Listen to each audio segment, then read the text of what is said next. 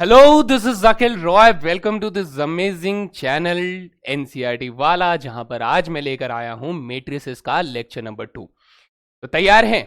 हम लोगों ने बेसिक्स पढ़ लिया था, एकदम पढ़ लिया था सर, जिसके अंदर हम लोगों ने मैट्रिसेस के ऑर्डर के बारे में जाना, एडिशन, सब्ट्रैक्शन, स्केलर मल्टीप्लिकेशन, ये सारी चीजें करी। क्लास में बहुत बढ़िया सवाल भी करे, फिर प्रैक्टिस शीट के अंदर भी सवाल लगा लिए। सर हम नहा धो के एकदम तैयार होकर आ गए हैं। तो भाई आ गए हो तो अब क्या करेंगे? पढ़ाई करेंगे बहुत बढ़िया से, है ना? तो जैसा कि जैसा कि मैं सभी बच्चों से एक छोटी सी रिक्वेस्ट करूंगा कि कहीं पर ऐसा हो जाता है, जैसा कि मैंने एक डिटरमिनेंट्स वाले वीडियो के अंदर एक बच्चे का कमेंट देखा कि नहीं सर वो माइनर -6 नहीं होगा, 6 होगा। तो भाई हो जाता है कभी कभी, ये माइनस प्लस वाली गलतियां जो होती हैं वो हो जाती हैं। तो ये अच्छी बात है कि आप लोगों ने नोटिस किया। आप लोग वहां कमेंट सेक्शन में लिख दिया करो कि हाँ सर ये वाला छोटा सा एरर हो गया है, तो चलता है ना?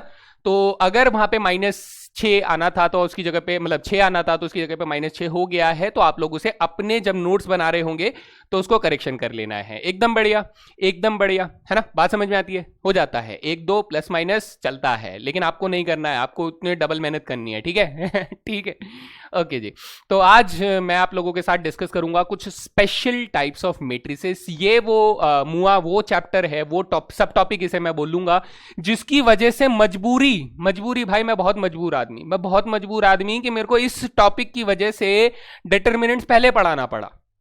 क्यों? इतना इंपॉर्टेंट है। देखो बेटा, इंपॉर्टेंट तो नहीं है, लेकिन ऐसा है कि क्लास 12th के हिसाब से अगर हम लोग बात करें तो बहुत ज्यादा यहां से सवाल पूछे जाने के चांसेस बिल्कुल नहीं है। ठीक है? मतलब बहुत ही रेयरली, शायद ही इन टाइप्स ऑफ मैट्रिसेस से सवाल पूछ लिया जाए, शायद ही। लेकिन अगर हम लोग सीयूईटी की बात करें तो वहां पर इससे सवाल पूछे जाने के चांसेस अच्छे हैं। तो भाई जब हम कर रहे हैं तो दोनों तरफ कर ले भाई, तुम्हारा भी फायदा हो जाना है नहीं? बढ़िया हो जाएगा, बढ़िया। तो आज इस टॉपिक को हम लोग कवर करेंगे बहुत ही खूबसूरती के साथ, और देखते हैं क्या क्या हम लोग पढ़ने वाले हैं आज की क्लास में। सबसे पहले मैं आप लोगों को मैट्रिक्स मल्टीप्लिकेशन फिर से बताऊंगा। हालांकि आप लोगों को मैट्रिक्स मल्टीप्लिकेशन करना अब तक आ गया होगा, लेकिन मैं इसमें से कुछ और की पॉइंट्स आप लोगों को बताऊंगा। उन की पॉइंट्स को बहुत अच्छे से सीखिएगा, क्योंकि देखो फन है, मजा क्या है कि सर मैथमेटिक्स की कॉम्प्लिकेटेड लैंग्वेज को आसान लैंग्वेज में अगर बदलना आ जाए तो बड़ा मजा आता है। मतलब ऐसा है कि फॉर्मूले तो लिखे ही होते हैं, कॉन्सेप्ट तो लिखे ही होते हैं, डेफिनेशन तो लिखी होती है, लेकिन मजा तब आता है जब उस डेफिनेशन, उस फॉर्मूले या फिर उस एक्सप्रेशन का जो एक्चुअल मीनिंग है वो आपके आंखों के सामने यूं डांस कर रहा होता है। ठीक है? डूबा डूबा डूबा डूबा करके ऐसे डांस कर रहा होता है, तो वो चीजों को समझना हमारे लिए जरूरी है। अब देखो ये कितना खूबसूरत सा एक्सप्रेशन लिखा हुआ है, इसको समझने में अपने को काफी टाइम लग सकता है, लेकिन हिम्मत रखिए, डरे ना, बिल्कुल अपने अंदर विल पावर रखें कि सर अभी समझाएंगे। सर अभी समझाएंगे कि ये फॉर्मूला कैसे लिखा है, क्या लिखा है। एक्चुअली में इसमें जो कहानी हम लोगों ने बताई थी कि रो और कॉलम, रो और कॉलम, रो और कॉलम मल्टीप्लाई होते हैं, बस उसी चीज को थोड़ा हम लोगों ने मैथमेटिकली एक्सप्रेस करने की कोशिश करी। आपको ये याद करने की जरूरत है? बिल्कुल भी नहीं, बिल्कुल याद करने की जरूरत नहीं है। बस हाँ, अब एक नोट्स बना रहे हैं तो भाई लिख लो, है नहीं? लिख लो, नहीं लिखने का मैंने मत लिखो, यहां लिखा हुआ है ना, पीडीएफ डाउनलोड कर लेते हो। स्मार्ट बच्चा, एकदम स्मार्ट वर्ल्ड, स्मार्ट बच्चा। तो आज मैं मैट्रिक्स मल्टीप्लिकेशन के बारे में कुछ और इंपॉर्टेंट चीजें बताऊंगा, जो चीज मैंने अभी तक आप लोगों को नहीं बताया। मैंने सिर्फ आप लोगों को काम चलाने के लिए मैट्रिक्स मल्टीप्लिकेशन करना सिखा दिया कि भाई अपना एकदम से ना मैट्रिक्स मल्टीप्लिकेशन कर लो, क्योंकि हमारे पास ये जगह पे काम आएगा। अभी क्या करेंगे? अभी हम लोग मैट्रिक्स मल्टीप्लिकेशन को बिल्कुल डेप्थ में जाकर सीखेंगे, बिल्कुल डेप्थ में सर, बिल्कुल डेप्थ में। तो इसमें कुछ बातें जो आप लोगों को ध्यान रखनी वो ये कि सर यहां पर सबसे पहले आप ना ये ऑर्डर पर ध्यान दो। देखो ये सर m/n लिखा हुआ है और ये n/m लिखा हुआ है। कुछ खास है इन मसालों में, है जी? नहीं सर, कुछ खास है इन ऑर्डर्स में, सॉरी। ठीक है? तो अब इस ऑर्डर में हम लोगों को क्या देखना है बेटा? सबसे पहले तो मुझे ये देखना है कि इसे हम लोग आसान भाषा में ऐसे लिखते हैं, कैसे? Matrix multiplication is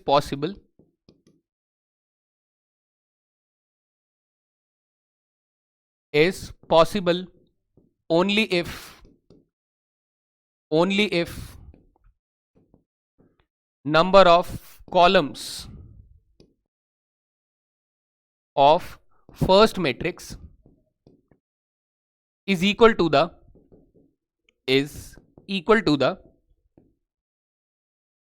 number of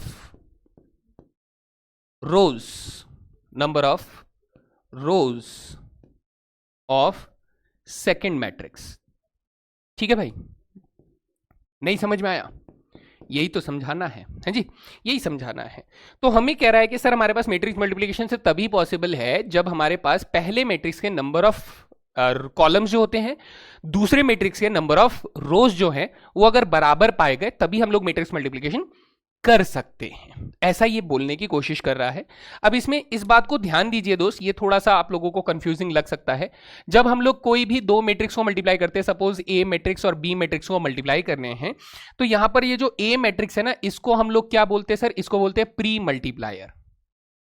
क्या बोलते हैं सर? Pre multiplier. अच्छा, तो इसको क्या बोलेंगे सर? इसको हम लोग बोलेंगे पोस्ट मल्टीप्लायर। ठीक है जी।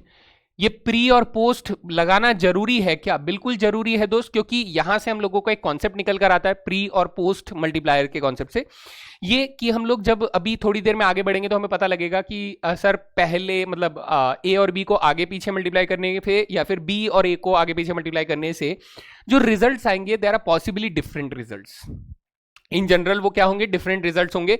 तो इसीलिए हमें प्री मल्टीप्लायर और पोस्ट मल्टीप्लायर का ध्यान रखना होता है कि जो मैट्रिक्स आगे से सामने से मल्टीप्लाई हो रहा था उसे हम लोग प्री मल्टीप्लायर बोलते हैं, और जो मैट्रिक्स पीछे से यानी एंडिंग से मल्टीप्लाई होता है उसे हम लोग पोस्ट मल्टीप्लायर बोलते हैं। बाकी हम लोग थोड़ा डिटेल में जाएंगे। अब यहां पर सबसे पहली चीज जो ये लिखा हुआ है, इस लिखे हुए को अगर मैं समझना चाहूं तो इसमें हमें ये कह रहा है कि सर सबसे पहले हम लोग काम करेंगे सबसे इजी। सबसे इजी मतलब कैसे? जरा इसको हम लोग चेंज कर देते हैं, ये तो कुछ गड़बड़ है जी। जरूर, यस, ओके, ये काम चल जाएगा, बिल्कुल चल जाएगा, एकदम काम चल जाएगा, यस। तो अब देखेंगे ध्यान से। ओके, सो हम लोग यहां से चलने वाले हैं। सबसे पहले हम लोग बात करेंगे किसका? रो मैट्रिक्स और एक कॉलम मैट्रिक्स का मल्टीप्लिकेशन। किसका सर? रो मैट्रिक्स और एक कॉलम मैट्रिक्स का मल्टीप्लिकेशन। ये सबसे आसान तरीका है इनको समझने का, जो कि आप लोगों को बहुत अच्छे से क्लियर हो जाएगा। हम लोग क्या करने वाले हैं? एक रो मैट्रिक्स को कॉलम मैट्रिक्स से मल्टीप्लाई करने वाले हैं। और कैसे करने वाले हैं जरा ध्यान से देखिए। इसके अंदर हम लोग कहेंगे कि सर एक रो मैट्रिक्स ले लेते। सपोज कीजिए ये हम लोगों ने एक रो मैट्रिक्स ले लिया, दैट इज 1 2 एंड 3 ले लिया, और एक हम लोगों ने कॉलम मैट्रिक्स ले लिया बेटा, जिसके अंदर हम लोगों ने एलिमेंट्स ले लिया 3 2 और 4 ले लिया। ठीक है जी। अब मैं चाहता हूं कि ये मैट्रिक्स ए है, ये मैट्रिक्स बी है, इन दोनों का मल्टीप्लिकेशन करना है। क्या करना है? मल्टीप्लिकेशन करना है। तो हमने इसमें क्या सीखा था? हमने सीखा था कि सर हमने इसका सबसे पहला वाला रो जो है उसको हमें क्या करना है? उसको हमें कॉलम से मल्टीप्लाई करना है जी। लेकिन इसमें ऑर्डर की अगर हम लोग बात ध्यान दें तो इसका ऑर्डर अभी कितना है सर? इसका ऑर्डर है 1/3 ऑर्डर है, और इसका ऑर्डर कितना है सर? इसका ऑर्डर 3/1 है। हाँ जी, ऑर्डर भी हमें समझ में आता है। अब अगर मैं मल्टीप्लाई करूंगा तो मल्टीप्लाई करने पर हमारे पास जो रिजल्टिंग मैट्रिक्स होगा उसका ऑर्डर क्या है? ये एक बड़ा सवाल है, वो एक बड़ा सवाल है। तो हम लोग सबसे पहले ये कहते हैं कि order of product of matrix. ध्यान से देखिएगा दोस्त, order of product of matrix. दो मैट्रिसेस अगर आप मल्टीप्लाई कर रहे हैं तो उसका ऑर्डर क्या होगा? ठीक है, रिजल्टिंग ऑर्डर क्या होगा? तो हम सबसे पहले तो ये कहते हैं कि सर अगर मान लीजिए हमारे पास कोई ए मैट्रिक्स है, उसका ऑर्डर हमने लिखा कि m/p है। क्या है दोस्त? m/p है। और एक बी मैट्रिक्स लिखा, उसका ऑर्डर कितना है सर? उसका ऑर्डर क्या होना चाहिए? सबसे पहली चीज जो हम लोगों ने यहां पर पढ़ा वो ये कि सर हमारे पास मल्टीप्लिकेशन सिर्फ तभी पॉसिबल है जब number of columns of first matrix number of rose of second matrix के बराबर पाया जाता है। ये तब की बात होती है। तो इसका मतलब sir number of columns of first matrix p है।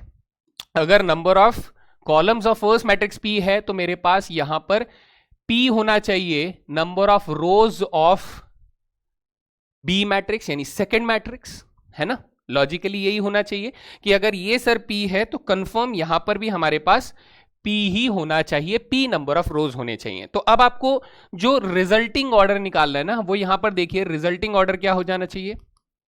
रिजल्टिंग ऑर्डर जो मल्टीप्लीकेशन के बाद ऑर्डर आएगा।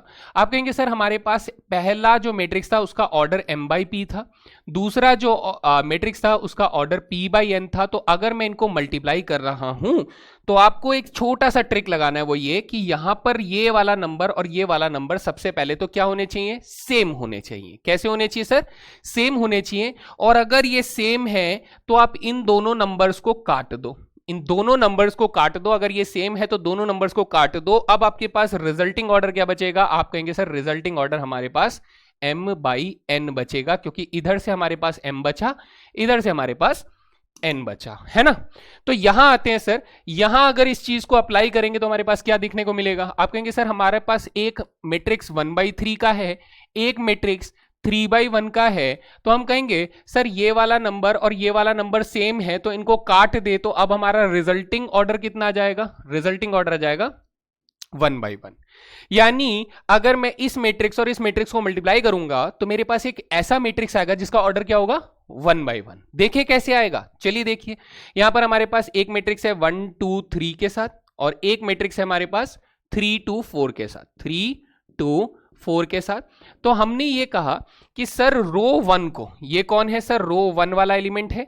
ये कौन है सर, रो 2 वाला एलिमेंट है। कौन है, रो 2 वाला एलिमेंट है, सॉरी रो 2 नहीं, कॉलम 1। कौन है सर, ये कॉलम 1 है। तो रो 1 को हमें कॉलम 1 से रेस्पेक्टिवली मल्टीप्लाई करना है, यानी 1 इंटू में 3 हो जाएगा, 2 इंटू में 2 4 हो जाएगा, प्लस 3 इंटू में 4 12 हो जाएगा। तो सर हमारा रिजल्टिंग ऑर्डर कितना था, रिजल्टिंग ऑर्डर हमारे पास 1/1 का था। कितना था, 1/1 का था। तो मेरा आंसर कितना हो जाएगा, हमारा आंसर हो जाएगा 19 हो जाएगा। कितना हो जाएगा दोस्त, 19 हो जाएगा। लेकिन क्या हो कि सर अगर मैंने इसे उल्टा मल्टीप्लाई किया होता, उल्टा मतलब पहले मैं कॉलम मैट्रिक्स को रखता उसके बाद में रो मैट्रिक्स को रखता, ऐसा क्या होता सर, उसमें कोई चेंज आता देखने को मिलता। तो उस चेंज को यहां देख लेते हैं दोस्त, यहां देख लेते हैं। अगर मैं पहले कॉलम मैट्रिक्स को रखता, यानी 3 2 और 4, 3 2 और 4 रखते, और यहां पर रो मैट्रिक्स को रखते, दैट इज 1 2 और 3 को यहां रखते, तो अब सिचुएशन क्या होता, मल्टीप्लाई करते हुए अब सिचुएशन क्या होता। तो अब हम सबसे पहले तो ये देख लेते हैं कि सर इसका ऑर्डर का कंडीशन कैसे सेट होना चाहिए। क्योंकि आपने पहले क्या किया, आपने पहले 3/1 का एक मैट्रिक्स लिया, फिर आपने 1/3 का एक मैट्रिक्स लिया। तो सर यहां पर नंबर तो सेम है, तो ये दोनों नंबर्स आपके कट जाएंगे और रिजल्टिंग ऑर्डर क्या आ जाएगा सर, रिजल्टिंग ऑर्डर आ जाएगा 3/3 एक मैट्रिक्स आ जाएगा जी। सबसे मुश्किल काम यही बच्चों को लगता है कि सर ऐसे मैट्रिक्स को कैसे मल्टीप्लाई करें, ये नहीं आता है, कैसे करेंगे, बिल्कुल नहीं आता है। तो ध्यान दीजिए, आपका रो 1 है ना दोस्त, ये कौन है सर, ये हमारा रो 1 है, दिस इज रो 1, ये हमारा रो 1 है। और ये कौन है सर, ये वाला एलिमेंट, ये हमारा कॉलम नंबर 1 है। तो हमें क्या करना है सर, हमें रो 1 को कॉलम नंबर 1 से मल्टीप्लाई करना है, जैसा मैंने यहां पर किया था। रो 1 को कॉलम नंबर 1 से मल्टीप्लाई करना है रेस्पेक्टिवली। अब सर रेस्पेक्टिवली बोलना तो बेकार है क्योंकि इसमें सिर्फ एक ही एलिमेंट आ रहा है। तो हम क्या कहेंगे सर, इसका प्रोडक्ट जो होगा, सबसे पहली बात आपको ऑर्डर पता होना चाहिए कि ऑर्डर हमारे पास क्या आएगा सर, 3/3 आएगा। कितना आएगा दोस्त, 3/3। ये बात समझ में आती है ना, हाँ जी, 3/3 ऑर्डर आएगा। सर 3/3 आएगा तो 9 एलिमेंट्स आने चाहिए। जरा ध्यान से देखिए सर, 3 को, ये रो नंबर 1 को कॉलम नंबर 1 से मल्टीप्लाई करोगे तो 3 1 जा 3 आ जाएगा। फिर रो नंबर 1 को किससे मल्टीप्लाई करोगे, कॉलम नंबर 2 से मल्टीप्लाई करोगे तो 3 2 जा 6 आ जाएगा। रो नंबर 1 को कॉलम नंबर 3 के साथ मल्टीप्लाई करोगे तो 3 3 जा 9 आ जाएगा। फिर अब क्या करें, अब सर रो 2 को मल्टीप्लाई करिए। रो 2 को बेटा आप लोग कॉलम नंबर 1 से करोगे तो 2 1 जा 2 आ जाएगा। फिर कॉलम 2 के साथ 2 2 जा 4 आ जाएगा। कॉलम 3 के साथ 2 3 जा 6 आ जाएगा। ये कौन सा रो है सर, रो 3 है। अब रो 3 को हम लोग कॉलम 1 कॉलम 2 कॉलम 3 से मल्टीप्लाई करेंगे तो 4 1 जा 4 आ जाएगा, 4 2 जा 8 आ जाएगा, 4 3 जा 12 आ जाएगा। और अब आप लोगों के सामने एक ऐसा मैट्रिक्स है जिसका ऑर्डर 3/3 हो जाता है। कितना हो जाता है बेटा, 3/3 हो जाता है। तो I hope this is very basic idea जो है वो क्लियर हो रहा है। अब इसमें आप लोगों का जो ये फॉर्मूला लिखा गया है ना, ये फॉर्मूला अगर आप लोग ध्यान दें तो ये फॉर्मूला एक्चुअली में यही कह रहा है कि सर r की वैल्यू 1 से लेके n तक है, ठीक है। जहां पर i की वैल्यू आप सेट करेंगे, i की वैल्यू मान लीजिए आपने 1 ले लिया, तो इसका मतलब आप किसकी बात कर रहे हैं, आप r1 की बात कर रहे हैं, ठीक है। अच्छा, यहां पर j की वैल्यू अगर आपने 1 सेट कर दी, अगर आप j की वैल्यू 1 सेट कर देते हो तो इसका मतलब आप कॉलम नंबर 1 की बात कर रहे हो। ठीक है, बात समझ में आ रही है? हाँ जी। सेम काम अगर आप यहां करते हो कि आई की वैल्यू आप यहां पर 2 ले लेते हो, तो आई की वैल्यू 2 जो है बेटा वो R2 को रिप्रेजेंट कर रही है, और J की वैल्यू अगर आप लोग ऐसे 3 ले लेते हो तो वो क्या करती है, वो कॉलम नंबर 3 को रिप्रेजेंट कर रही है। यानी कुल मिलाकर आप आई की वैल्यू 1 2 3 कोई भी नेचुरल नंबर ले सकते हो, और इसी तरह J की वैल्यू भी कोई भी नेचुरल नंबर ले सकते हो। तो इससे हमें पता चलता है कि every row of first matrix will be multiplied to the every column of the second matrix। यही चीज बस मैथमेटिकल लैंग्वेज में एक्सप्लेन की गई है, बट मेरे हिसाब से आप लोगों को ये बहुत ज्यादा फोकस नहीं करना है, आपको ये निकालना आना चाहिए। मैं थोड़ी सी मेहनत आप लोगों को और करवाऊंगा इसके ऊपर, क्योंकि ये हमारे लिए बहुत जरूरी पार्ट है। इसके ऊपर सवाल जो हैं काफी अलग अलग तरीकों के बन जाते हैं। तो चलिए मैं आप लोगों के लिए कुछ तो लेकर आया हूं, उसे जरा ध्यान से देखिए। जैसे मैं यहां पर आप लोगों को सबसे पहला जो कॉन्सेप्ट यहां पर बन रहा है वो ये कि सर सबके ऑर्डर लिख लेते हैं। पहले सबके ऑर्डर लिख लेते हैं। तो इसका ऑर्डर क्या है सर? इसका ऑर्डर 1 by 1 है, इसका ऑर्डर 2 by 2 है, इसका ऑर्डर हमारे पास 2 by 3 है, इसका ऑर्डर सर 3 by 2 है, और इसका ऑर्डर हमारे पास 3 by 3 है। तो अब सबसे बड़ी चीज आती है इसमें समझने वाली, वो ये कि सर पहले मुझे बताइए ए बी, फिर मुझे बताइए ए सी, फिर मुझे बताइए ए डी, फिर मुझे बताइए ए ई। अच्छा, फिर उसके उल्टे भी बताइए दोस्त। उल्टे में अगर बात करें तो हमारे पास क्या आ जाएगा सर? या फिर बी से ही स्टार्ट करते हैं। तो बी से करेंगे तो बी ए, ठीक है, बी सी, ठीक है, बी डी और बी ई, ठीक है जी। और आगे बात करते हैं हम लोग यहां से कि सर बी के बाद सी से लेते हैं, सी ए, ठीक है, सी डी, सी ई, या फिर सी बी पहले आएगा, सी बी, फिर सी डी, फिर सी ई आ जाएगा। उसके बाद हम लोगों के पास आ जाएगा D A, D B, D C और डी ई आ जाएगा। लास्ट में चलते हैं, एक और बना लेते हैं कि सर ई ए, ई बी, ई सी और ई डी, है ना। ये अगर मुझे बताने हैं, इनके बारे में कुछ इंफॉर्मेशन देनी है, तो अब सबसे बड़ा सवाल आता है कि इनमें से कौन सा मैट्रिसेस का मल्टीप्लिकेशन हो सकता है, कौन सा नहीं हो सकता है। ये आप लोगों को बिल्कुल क्लियर हो जाना चाहिए इसके बाद। तो कोशिश की जाएगी भाई कि आप लोगों को एक बार में ये सारी बात समझ में आए और आप लोग एकदम क्रिस्टल क्लियर देखने लग जाओ, स्पाइडरमैन की तरह कि हाँ मेरे को सब दिख रहा है, और वैसा वाला। तो अगर मैं ए और बी की बात करूं तो सर ए और बी की बात करते हुए हमें समझ में आता है कि ए का जो ऑर्डर था वो 1 by 1 था, और बी का जो ऑर्डर था वो 2 by 2 था। क्या था सर? ए का ऑर्डर 1 by 1 था और बी का ऑर्डर 2 by 2 था। तो सर आपने एक बात अभी अभी बोली थी, कौन सी बात बोली थी? कि सर ये वाला नंबर और ये वाला नंबर सेम होना चाहिए, यानी पहले वाले मैट्रिक्स का नंबर ऑफ कॉलम्स दूसरे वाले मैट्रिक्स का नंबर ऑफ रोज सेम होना चाहिए। लेकिन सर ये सेम नहीं है, ये सेम नहीं है। तो मैं बोलूंगा कि ये सर ये नॉट पॉसिबल है। ठीक है, नॉट पॉसिबल मतलब हमारे पास इन दोनों मैट्रिसेस का मल्टीप्लिकेशन नहीं हो सकता, नहीं हो सकता, बिल्कुल नहीं हो सकता। क्यों से? क्योंकि सर ये दोनों नंबर सेम नहीं है, ये दोनों नंबर सेम नहीं है। एसी की बात करते हैं। सर एसी की बात करेंगे तो एसी में हमारे पास 1 by 1 मैट्रिक्स आ रहा है जी सर। इसका मल्टीप्लिकेशन अगर मैं सी के साथ करूंगा तो सी कितना है सर? 2 by 3 है। अगेन आप नोटिस करोगे कि सर ये भी हमारे पास क्या हो रहा है, ये वाला नंबर जो है, ये वाला नंबर जो सेम नहीं है, तो ये भी हम लोग बोलेंगे कि सर इस मैट्रिक्स का प्रोडक्ट पॉसिबल नहीं है जी सर। सेम ए के साथ मेरा यहां पर कोई भी नहीं करेगा, क्योंकि खासकर आप देखोगे तो सभी में 1 by 1 आ रहा है, और ये 1 by 1 जो है ये किसी के साथ यहां पर प्रोडक्ट करते हुए नजर नहीं आएगा। ये हमारे पास कितना है? 3 by 2 है, और ये हमारे पास 3 by 3 है। तो कोई भी अभी यहां पर 1 by 1 के साथ नहीं मैच कर रहा होगा, तो हम बोलेंगे कि सर यहां पर भी नंबर मैच नहीं कर रहा है, यहां पर भी नंबर सेम नहीं है, तो ये भी नॉट पॉसिबल और ये भी नॉट पॉसिबल, दोनों ही हमारे पास नॉट पॉसिबल हो जाते हैं कि हम लोग इस प्रोडक्ट को नहीं निकाल सकते हैं। तो दिस पार्ट हमें समझ में आता है कि सर कब हम लोग मैट्रिक्स मल्टीप्लिकेशन नहीं कर सकते हैं, वो बात समझ में आ गई कि से बीच वाले दो नंबर्स सेम होने चाहिए। अच्छा आगे चलते हैं, आगे देखिए बेटा, यहां पर देखिए सर बी का ऑर्डर कितना है? बी का ऑर्डर सर हमारे पास 2 by 2 है। ए का ऑर्डर कितना है सर? 1 by 1 है। सर यहां भी सेम प्रॉब्लम देखने को मिल रही है कि ये वाला नंबर और ये वाला नंबर सेम नहीं है, तो हम लोग इसे भी बोलेंगे सर नॉट पॉसिबल। ठीक है, बीसी की बात करते हैं। चल बीसी की बात करेंगे तो बी का ऑर्डर कितना है सर? बी का ऑर्डर 2/2 है और सी का ऑर्डर कितना है सर? सी का ऑर्डर 2/3 है। अब देखिए कमाल की चीज आप लोगों के सामने यहां पर आएगी कि सर ये देखिए ये वाला नंबर और ये वाला नंबर अब सेम हो गया। अब ये दोनों नंबर सेम हो गए, तो जैसे ही ये दोनों नंबर सेम हो गए तो मैं दोनों को नंबर्स को यहां से कैंसिल कर दूंगा और मेरे पास रिजल्टिंग ऑर्डर क्या आ जाएगा सर? रिजल्टिंग ऑर्डर आ जाएगा 2/3 का एक ऑर्डर मैट्रिक्स आ जाएगा। यानी ये वाला जो मैट्रिक्स है ये सर पॉसिबल है। ये कैसा है दोस्त? ये पॉसिबल है जी, पॉसिबल है। बाकी करेंगे कैसे वो मैं अभी आपको दोबारा करवाऊंगा, लेकिन अब बी और डी की तरफ चलते हैं।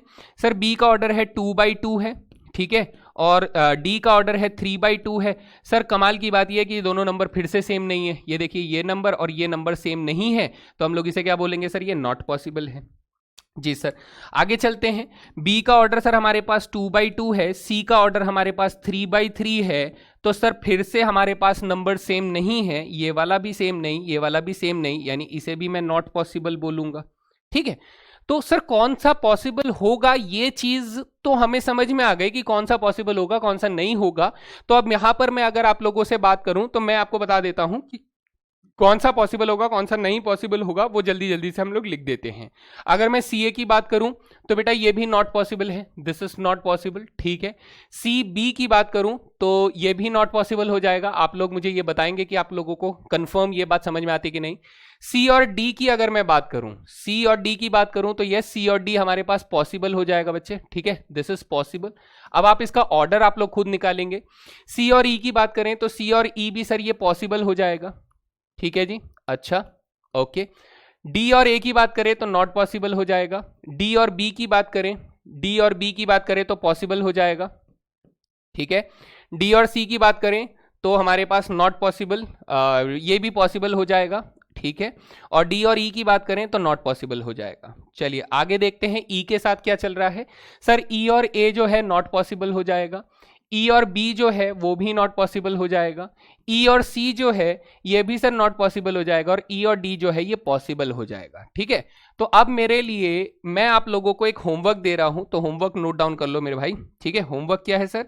होमवर्क ये है कि जो जो पॉसिबल मैट्रिक्स है, ठीक है, पॉसिबल मैट्रिसेस हैं उनके ऑर्डर आप लोगों को बताने हैं, ठीक है।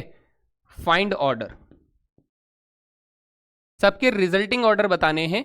यानी जैसे ये वाला बेटा आपका पॉसिबल है, ये पॉसिबल है, ये पॉसिबल है, ये पॉसिबल है, ये वाला पॉसिबल है, तो ये वाला पॉसिबल है, तो मुझे इनके क्या बताने हैं सर? ऑर्डर बताने हैं, रिजल्टिंग ऑर्डर बताने हैं। जैसे मैंने इसका रिजल्टिंग ऑर्डर आप लोगों को बताया ना, ये 2/3 होना चाहिए, ऐसे ही आपको बचे हुए का रिजल्टिंग ऑर्डर बताना है।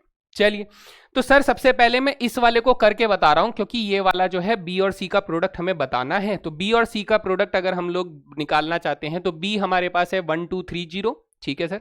बी कितना है हमारे पास?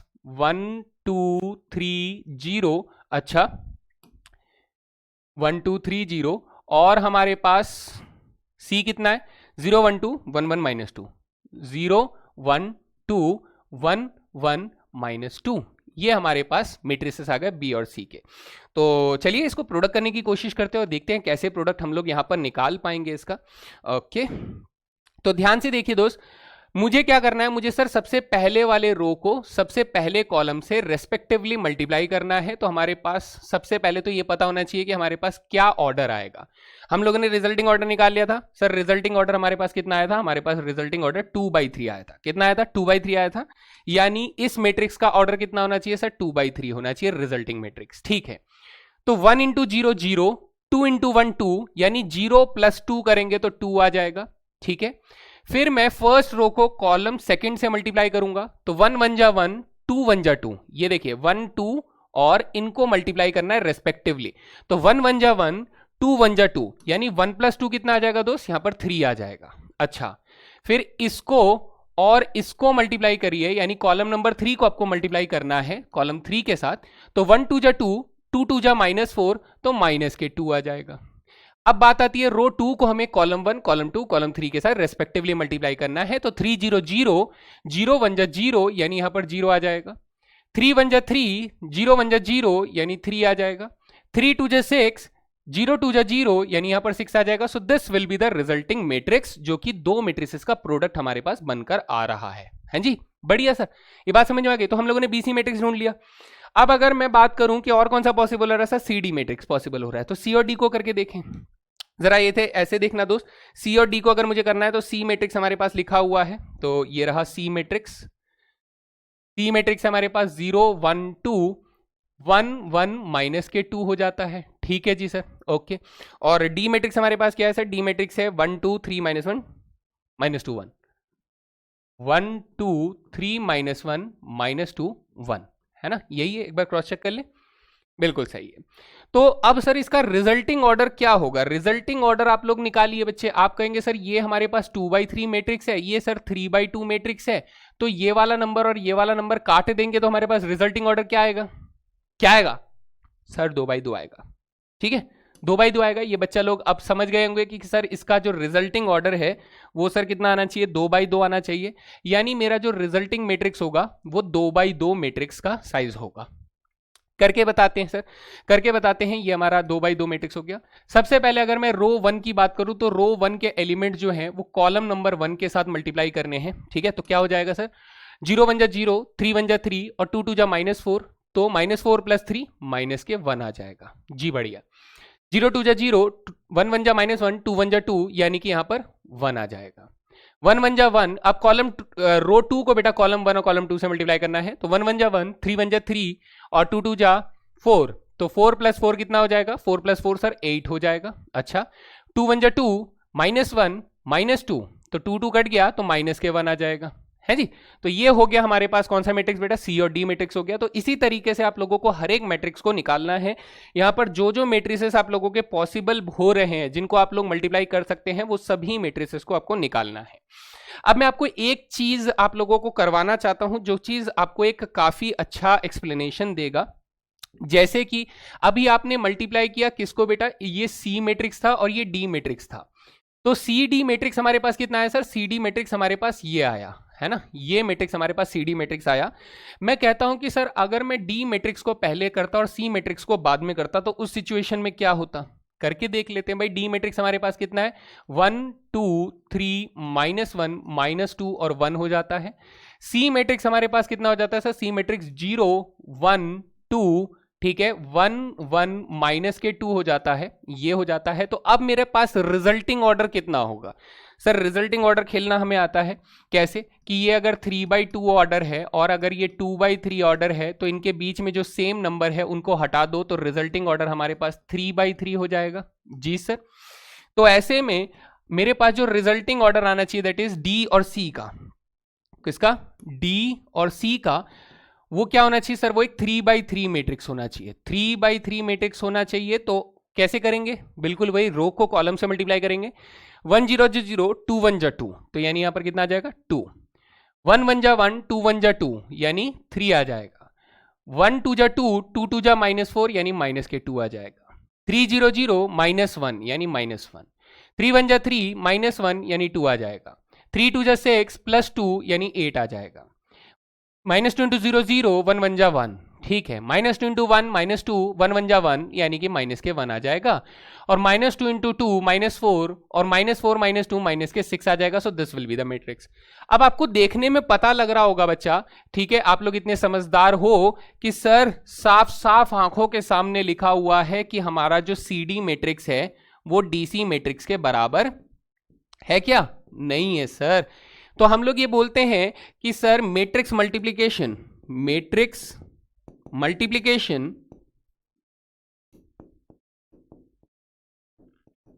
इज नॉट कम्यूटेटिव, यानी कि सर ये रिवर्स ऑर्डर को इक्वालिटी होल्ड नहीं करता है। तो matrix multiplication is not commutative, ये पॉइंट आप लोग अच्छे से याद रखेंगे। तो अब सारा खेल आता है कि प्री मल्टीप्लायर और पोस्ट मल्टीप्लायर का कॉन्सेप्ट ही यहां से निकल कर आ रहा है कि सर अगर सी प्री मल्टीप्लायर है तो रिजल्ट दूसरा आएगा, अगर डी मेरा प्री मल्टीप्लायर बन जाता है तो रिजल्ट दूसरा आएगा। कई बार तो ऐसा होगा कि हो सकता है प्रोडक्ट ऑफ मैट्रिक्स है वो एग्जिस्ट ही नहीं कर रहा, डिफाइन ही नहीं हो रहा, ठीक है, पॉसिबल ही नहीं है। लेकिन अगर पॉसिबल है तो उन केसेस में इन जनरल जो है मैट्रिक्स मल्टीप्लिकेशन कम्यूटेटिव रिजल्ट नहीं देता है। याद रहेगा, कम्यूटेटिव रिजल्ट नहीं देता है। चलते हैं आगे, देखते हैं। हमारे पास यहां पर प्रॉपर्टीज ऑफ मैट्रिक्स मल्टीप्लिकेशन है। तो सबसे पहले हम लोगों ने बोला कि sir not commutative in general. जी सर, बिल्कुल बात समझ में आती है। यानी अगर मैं इसे मैथमेटिकली लिखना चाहूं तो ए बी प्रोडक्ट जो है वो बेटा बी ए प्रोडक्ट के बराबर नहीं होता है इन जनरल। कभी कभी किसी ना किसी एग्जाम्पल में शायद से ऐसा हो जाए, तो तब ये मत बोलना कि सर आपने तो मना किया था। देयर आर सम पॉसिबिलिटीज, सम बोल रहा हूं, वेरी फ्यू पॉसिबिलिटीज कि ए बी बराबर बी ए हो जाए, लेकिन ऐसा हमेशा नहीं होता है। तो in general product of matrices commutative नहीं होते हैं। एसोसिएटिव ये कह रहा है कि सर अगर मैं 3 मैट्रिसेस लेता हूं जिनका प्रोडक्ट हमारे पास क्या हो, डिफाइन हो, मतलब ऐसा हो कि प्रोडक्ट ऐसा ना हो कि यहां एग्जिस्ट ही ना कर रहा हो। 3 मैट्रिसेस अगर मैं ले रहा हूं, अब इसमें मैं क्या करता हूं, मैं सर पहले ए और बी को मल्टीप्लाई करता हूं और इसमें मैं पहले बी और सी को मल्टीप्लाई करता हूं, तो सर रिजल्ट हमारा सेम आएगा। This is the associative property. ठीक है जी। नेक्स्ट हमारे पास है distributive over addition. Distributive over addition आपसे क्या कहता है, ये कहता है कि सर अगर मैंने किसी बी और सी मैट्रिक्स के एडिशन के ऊपर ए मैट्रिक्स को मल्टीप्लाई किया, चाहे मैं इसे आगे से करूं चाहे मैं इसे पीछे से करूं, द कंडीशन कि प्रोडक्ट एग्जिस्ट करना चाहिए। तो इस कंडीशन में ए जो होगा बेटा प्री मल्टीप्लायर है, तो वो बी और सी दोनों में as a pre multiplier distribute हो जाएगा। यहां पर ए जो है वो पोस्ट मल्टीप्लायर है, तो इसलिए बेटा वो बी और सी में दोनों में पोस्ट मल्टीप्लायर की तरह डिस्ट्रीब्यूट हो जाएगा। So this is very basic distributive property यहां पर काम कर रही है। नेक्स्ट हमारे पास आ जाता है मल्टीप्लिकेटिव आइडेंटिटी। बेटा मल्टीप्लिकेटिव आइडेंटिटी ये कहता है कि सर कोई एक मैट्रिक्स ऐसा कुछ मल्टीप्लाई कर दो ताकि हमारे पास रिजल्टिंग में वापस से वही मैट्रिक्स आ जाए। तो ये वो मैट्रिक्स कौन होना चाहिए, तो वो मैट्रिक्स हमारा होना चाहिए बेटा आइडेंटिटी मैट्रिक्स। कौन सा मैट्रिक्स सर, आइडेंटिटी मैट्रिक्स, जिसे हम लोगों ने पढ़ा था। कौन सा matrix, scalar matrix, diagonal matrix, ये सब पढ़ा था ना, वहां से हम लोगों ने निकाला था आइडेंटिटी मैट्रिक्स। तो ये वो आइडेंटिटी मैट्रिक्स है जिसे हम लोग मल्टीप्लिकेटिव आइडेंटिटी बोलते हैं। This is called identity matrix. Identity matrix यानी कि सर अगर मैं आइडेंटिटी मैट्रिक्स को किसी भी मैट्रिक्स से मल्टीप्लाई करता हूं, आइडेंटिटी मैट्रिक्स को किसी भी मैट्रिक्स से अगर आप मल्टीप्लाई करेंगे तो आपके पास वही मैट्रिक्स सेम रिजल्ट आ जाएगा। जी सर, ठीक है ना। मल्टीप्लिकेटिव इनवर्स, भाई ये भी हम लोगों ने पढ़ा हुआ है। कैसे पढ़ा हुआ है आपको याद है ना, हम लोगों ने क्या किया था कि सर कभी भी किसी मैट्रिक्स को अगर उसके इनवर्स के साथ मल्टीप्लाई कर दिया जाए तो हमारे पास आइडेंटिटी मैट्रिक्स रिजल्ट आता है। तो यही रिजल्ट क्या है बेटा, ये रिजल्ट आपका मल्टीप्लिकेटिव इनवर्स का केस होता है। तो मल्टीप्लिकेटिव इनवर्स कौन होता है बेटा, जो कि हम लोग ए इनवर्स के नाम से जानते हैं। This is called multiplicative inverse. तो ये सब हम लोगों ने थोड़ा करके सब पढ़ा हुआ है ना। फिर हम लोग आ जाते हैं अगले वाले कॉन्सेप्ट में, जिसमें हम लोग कहते हैं पावर रूल। पावर रूल आपसे क्या कहता है, पावर रूल ये कहता है कि अगर मुझे a की पावर n+1 निकालना है, ठीक है, a की पावर n+1 निकालना है, तो आप इसे a की पावर n में a को मल्टीप्लाई करके निकाल सकते हैं। This is called power rule. जैसे कि एक्सपोनेंट्स में पावर काम करता है, बिल्कुल सेम पावर वैसे ही काम करता है। यानी अगर इसको एग्जाम्पल को अच्छे से समझें तो इसका कहने का मतलब यह है कि a क्यूब जो होगा बेटा, या फिर अगर हम लोग ऐसे करें कि a स्क्वायर जो होगा वो तो मेरे पास a को a से मल्टीप्लाई करने पर होगा। अगर मैं a क्यूब निकालना चाहता हूं तो उसे a स्क्वायर में बेटा a को मल्टीप्लाई कर दीजिए। अगर मैं a की पावर 5 निकालना चाहता हूं तो a की पावर 4 में आप a मल्टीप्लाई कर दीजिए, या फिर आप इसे ऐसे लिख सकते हैं कि a के क्यूब में बेटा a का स्क्वायर मल्टीप्लाई कर दीजिए। आप कुछ भी कर सकते हैं, पावर रूल सेम एक्सपोनेंट्स के बेसिस पर ही काम करेगा, है ना। छोटी छोटी बातें सर समझ में आ गई, बिल्कुल नोट डाउन कर लिया। कर लिया सर, एकदम नोट डाउन कर लिया। ये सारी प्रॉपर्टीज हम लोगों ने लिख लिए हैं। आगे चलते हैं, यहां से फिर हमारे पास क्या आता है देखते हैं। हमारे पास बेटा क्वेश्चन आता है एक बहुत ही इंपॉर्टेंट क्वेश्चन। बच्चों को बहुत दिक्कत होता है, क्यों? क्योंकि इस क्वेश्चन में क्या है कि मैट्रिक्स के साथ साथ मल्टीप्लिकेशन भी है, मल्टीप्लिकेशन के साथ साथ इसमें ट्रिगोनोमेट्री भी है। तो ट्रिगोनोमेट्री जो बच्चों का एक बहुत बुरा सपना होता है, लेकिन भाई मजबूत करना है, छोड़ना नहीं है। ट्रिगोनोमेट्री बिल्कुल नहीं छोड़ना है, वरना मैथ्स में हमेशा कमजोर रह जाओगे। क्वेश्चन क्या कह रहा है, ये कह रहा है कि if the product of these two matrices is a null matrix, then इनमें से कौन सी बात सच है। तो हमने कहा चलो सर ये दोनों के दोनों इनका प्रोडक्ट अगर एक नल मैट्रिक्स है तो हमने मल्टीप्लाई करना है किसको बेटा, कॉस स्क्वायर थीटा, यहाँ पे कॉस थीटा साइन थीटा। पहले हम लोग मल्टीप्लाई करेंगे, है ना। यहां पर क्या दिया हुआ है, कॉस थीटा साइन थीटा, और यहां पर हमें दिया हुआ है साइन स्क्वायर थीटा। इसको हम लोग मल्टीप्लाई करेंगे बच्चे, कॉस स्क्वायर फाई, ठीक है, कॉस फाई साइन फाई, अच्छा, यहां पर कॉस फाई साइन फाई, अच्छा, और यहां पे साइन स्क्वायर फाई के साथ मल्टीप्लाई कर देंगे। जी सर। अब मल्टीप्लाई आराम से कीजिएगा दोस्त, जैसे कि हम लोग ने सीखा कि पहले वाले रो दूसरे के कॉलम को मल्टीप्लाई करना है, तो यहां पर हो जाएगा cos square theta cos square phi, multiply हो गए, ठीक है सर। फिर उसके बाद प्लस हो जाएगा कौन, cos theta sine theta cos phi sine phi, यानी हमारे पास आ जाएगा cos theta sine theta cos phi sine phi, ऐसा करके एक स्ट्रक्चर बन जाएगा, बन जाएगा भाई, है ना, ऐसा करके एक स्ट्रक्चर बन जाएगा। जी सर, कोई बात नहीं, यहां तक हमें बात समझ में आती है। आगे चलते हैं यहां से। अब यहां से आगे चलेंगे तो फर्स्ट रो को सेकंड कॉलम से मल्टीप्लाई करेंगे, तो हमारे पास कॉस स्क्वायर थीटा क्या आ जाएगा, cos square theta cos phi sine phi आ जाएगा, ठीक है जी। और फिर उसके बाद cos theta sine square phi से मल्टीप्लाई होगा तो प्लस क्या आ जाएगा, sine cos theta sine theta sine square phi आ जाएगा। जी सर, कोई बात नहीं, ये अभी भी 2x2 मैट्रिसेस से ही बनेगा हमारे पास। चलते हैं आगे, सेकंड रो को फर्स्ट कॉलम से मल्टीप्लाई कीजिए, तो अब आपके पास आ जाएगा cos theta sine theta cos square phi, जी sir, plus sine square theta into cos phi sine phi आ जाएगा। जी सर। फर्स्ट रो को सेकंड कॉलम से मल्टीप्लाई करेंगे तो हमारे पास आ जाएगा कॉस थीटा साइन थीटा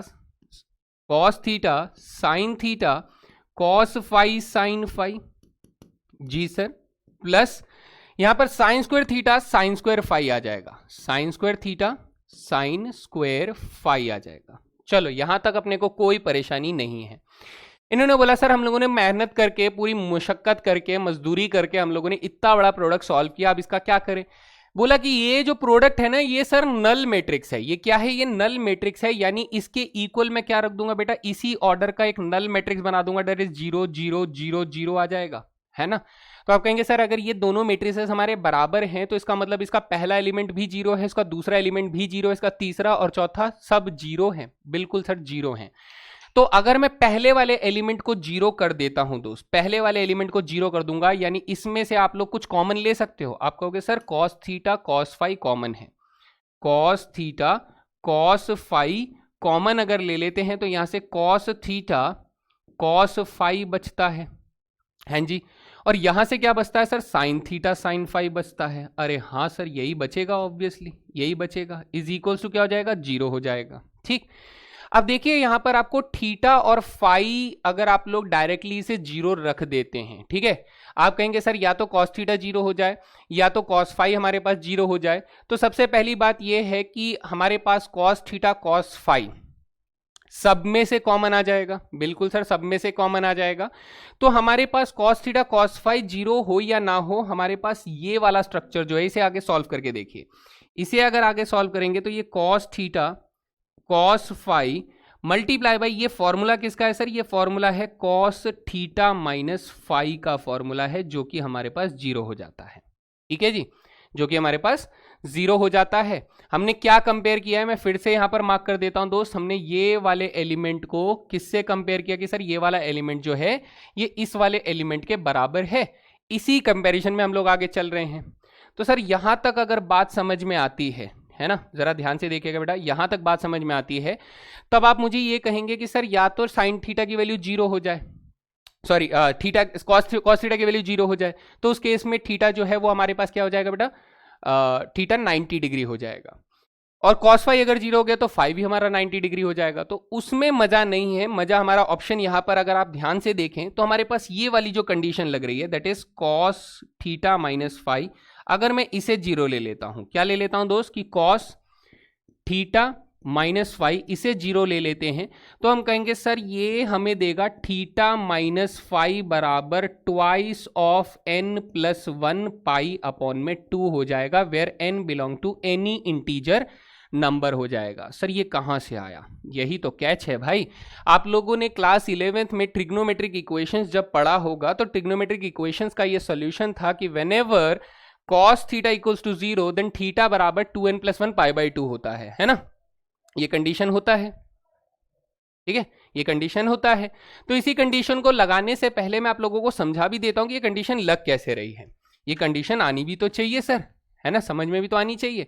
अब आप मुझे इतना तो बता ही सकते हैं कि सर अगर मैं कॉस थीटा की बात कर रहा हूं तो कॉस 0 डिग्री बेटा कितना होता है, कॉस 0 डिग्री सर 1 होता है। कॉस 90 डिग्री कितना होता है सर, कॉस 90 डिग्री 0 होता है। कॉस 180 डिग्री कितना होता है सर, कॉस 180 डिग्री हमारे पास -1 होता है ना, कितना होता है दोस्त, कॉस 180 डिग्री -1 होता है। और कॉस 270 डिग्री कितना होता है सर, कॉस 270 डिग्री हमारे पास 0 होता है। अब अगर मैं आपसे ये कहूं कि मुझे बताइए कि कॉस थीटा 0 कब कब होता है, तो आप कहेंगे सर सबसे पहली वैल्यू आप थीटा की वैल्यू क्या ले लो, 90 डिग्री ले लो। अच्छा 90 डिग्री पर रुके आप, ठीक है, फिर वहां से बेटा आप लोग कहां पहुंचे सर, 270 डिग्री पर ले लो, ठीक है सर। अच्छा 270 डिग्री के बाद जब वापस इधर जाओगे तो बेटा ये कौन सा डिग्री हो जाएगा सर, ये 450 डिग्री हो जाएगा। अच्छा उसके बाद घूमकर वापस इधर आओगे तो बेटा ये कौन सा हो जाएगा, ये 630 डिग्री हो जाएगा। और ऐसे करके हमेशा कुछ ना कुछ वैल्यू आती रहेगी। तो इन जनरल हम लोग इसे क्या लिखते हैं, इन जनरल लिखते हैं कि थीटा बराबर हमारे पास 90 डिग्री का ऑड मल्टीपल होना चाहिए, 2n+1 π/2 होना चाहिए, यानी 90 के सभी ऑड मल्टीपल्स का इस्तेमाल करके हम लोग इसको इन जनरल फॉर्मूला बोल सकते हैं कि सर अब आप जो मर्जी n की वैल्यू रखो उससे हमारा कोई ना कोई एंगल जरूर आएगा, और उस एंगल पे क्या होगा, उस एंगल पे कॉस थीटा जो हो जाएगा वो 0 हो जाएगा। क्या हो जाएगा, 0 हो जाएगा, है ना। चलो यहां तक बात समझ में आ गई है सर, ओके। सो बहुत मुश्किल सवाल नहीं था, लेकिन थोड़ा सा इसमें कंफ्यूजन आप लोगों को हो सकता था। चलिए अगला सवाल देखते हैं। ये सवाल अपने एनसीईआरटी का सबसे फेमस सवाल है, इसे आप शाहरुख खान भी बुला सकते हैं, जैसे किंग खान, तो ये अपना एनसीईआरटी का किंग खान है। मतलब बहुत अच्छा सवाल है, कई बार बच्चों को ट्रिग्नोमेट्री की वजह से ज्यादा दिक्कत आती है, तो इसमें ट्रिग्नोमेट्री के जो मल्टीपल वाले फॉर्मूले हैं उसका इस्तेमाल होता है। तो इस क्वेश्चन को देखते हैं दोस्त। सबसे पहले आराम से देखिए, समझिए कि इस क्वेश्चन में हमें क्या करना है। हम लोग इस क्वेश्चन में अपना राइट हैंड साइड से इसको प्रूव करना शुरू करेंगे। तो चलिए शुरू करते हैं आरएचएस से, है ना। आरएचएस में हमारे पास क्या है सर, आरएचएस में हमारे पास I2 माइनस ए है। I2 कितना होता है सर, I2 होता है हमारे पास 1001 होता है जी सर। ए कितना हो जाएगा बेटा, -a करूंगा तो -a हमारे पास हो जाएगा 0 tan α/2 माइनस tan α/2 और 0, है ना, ये हो जाएगा, ठीक है सर। इसका प्रोडक्ट हमें किससे करना है सर, इससे। इस मैट्रिक्स को बेटा ऐसे ना लिखकर आप इसे क्या करें, आप इसे मल्टीपल एंगल फॉर्मूले का इस्तेमाल करें, जिसमें आप लोगों के पास दो फॉर्मूले होते हैं। मैं रिकॉल करवा देता हूं। पहला फॉर्मूला होता है सर cos 2 थीटा, जो होगा वो हमारे पास twice of tan theta, sorry 1 minus tan square theta upon में 1 प्लस tan स्क्वायर थीटा होता है। और दूसरा फॉर्मूला हमारे पास sin 2 थीटा का ले लो, जो कि 2 tan थीटा अपॉन में 1 प्लस tan स्क्वायर थीटा होता है, ठीक है जी, ओके। यहां से चलते हैं, हम कहते हैं कि सर cos अल्फा को अगर मैं उस फॉर्मूले से लिखूं तो ये 1 माइनस tan स्क्वायर α/2 अपॉन में 1 प्लस tan स्क्वायर α/2 हो जाएगा जी सर। sin 2 थीटा के फॉर्मूले से अगर मैं इसे लिखूं तो ये 2 माइनस में 2 tan α/2 divided by 1 plus tan square α/2 आ जाएगा, ठीक है सर। सेम इसी तरीके से इसको भी लिख देंगे तो ये 2 tan α/2 divided by 1 plus tan square α/2 हो जाएगा। और ये 1 minus tan square α/2 divided by 1 plus tan square α/2 हो जाएगा, है ना। ऐसे करके हम लोगों ने बना लिया। चलिए थोड़ा सा मुश्किल लगेगा पहली बार में, लेकिन अगर आप प्रैक्टिस करेंगे तो बेटा बिल्कुल मुश्किल नहीं रहेगा। 2-3 बार अपने हाथ से अच्छे से सॉल्व करें, डेफिनेटली सॉल्व हो जाएगा। चलिए तो सर i माइनस ए को भी तो सिंप्लीफाई कर लेते हैं। i माइनस ए कितना हो जाएगा, 1 माइनस 0 सर 1 हो जाएगा, 0 माइनस tan α/2 तो ये माइनस के tan α/2 हो जाएगा सर। 0 माइनस माइनस tan α/2 यानी प्लस के tan α/2 हो जाएगा। क्या हो जाएगा, प्लस के tan α/2 हो जाएगा। और 1 माइनस 0 सर 1 हो जाएगा। इसका प्रोडक्ट हमें किससे करना है सर, इस भयानक से मैट्रिक्स के साथ करना है, इस वाले मैट्रिक्स के साथ। तो let me right it again, थोड़ा सा जगह यहां पर लेकर लिखते हैं। पहला मैट्रिक्स है 1, अगला है minus tan α/2 tan alpha by 2 और यहाँ पर प्लस में tan अल्फा बाई 2 और यहाँ पर 1 आ जाता है। इसका प्रोडक्ट हम लोग करने वाले हैं इस मैट्रिक्स के साथ, जिसमें 1 minus tan square alpha by 2 upon में 1 plus tan square alpha by 2, यहाँ पर माइनस के 2 tan alpha by 2 divided by 1 plus tan square alpha by 2, यहाँ पर आ जाता है 2 tan alpha by 2 divided by 1 plus tan square alpha by 2, और यहाँ पर आ जाता है 1 minus tan square alpha by 2 divided by 1 plus tan square alpha by 2। हैं जी, बात समझ में आ जाती है? ठीक है, यहाँ तक तो सर कोई दिक्कत अभी तक नहीं होनी चाहिए, सिर्फ फॉर्मूले को एडिशन और प्लस माइनस किया है हमने। अच्छा, अब सबसे बड़ा खेल आता है यहाँ मल्टीप्लाई करना। तो आराम से मल्टीप्लाई करना है बेटा, एकदम से घबराना नहीं है, आराम से मल्टीप्लाई कीजिए। देखिए आपके सामने मल्टीप्लिकेशन आ जाएगा।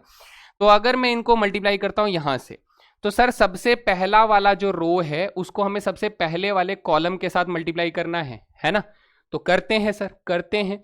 तो 1 का मल्टीप्लिकेशन इसके साथ करेंगे तो हमारा सबसे पहला एलिमेंट क्या बन जाएगा सर? सबसे पहला एलिमेंट बनेगा हमारे पास 1 minus tan square alpha by 2, ठीक है। और माइनस tan अल्फा बाई 2 को इसके साथ करेंगे तो हमारे पास माइनस के क्या बन जाएगा दोस्त? माइनस के 2 tan अल्फा बाई 2 बन जाएगा। ओके, मुझे ऐसा क्यों लग रहा है इसमें कोई गलती वगैरह तो नहीं है? होनी तो नहीं चाहिए, है ना? होनी तो नहीं चाहिए। ओके, होनी तो नहीं चाहिए। चलते हैं, देखते हैं इसको, 1 मिनट देखते हैं।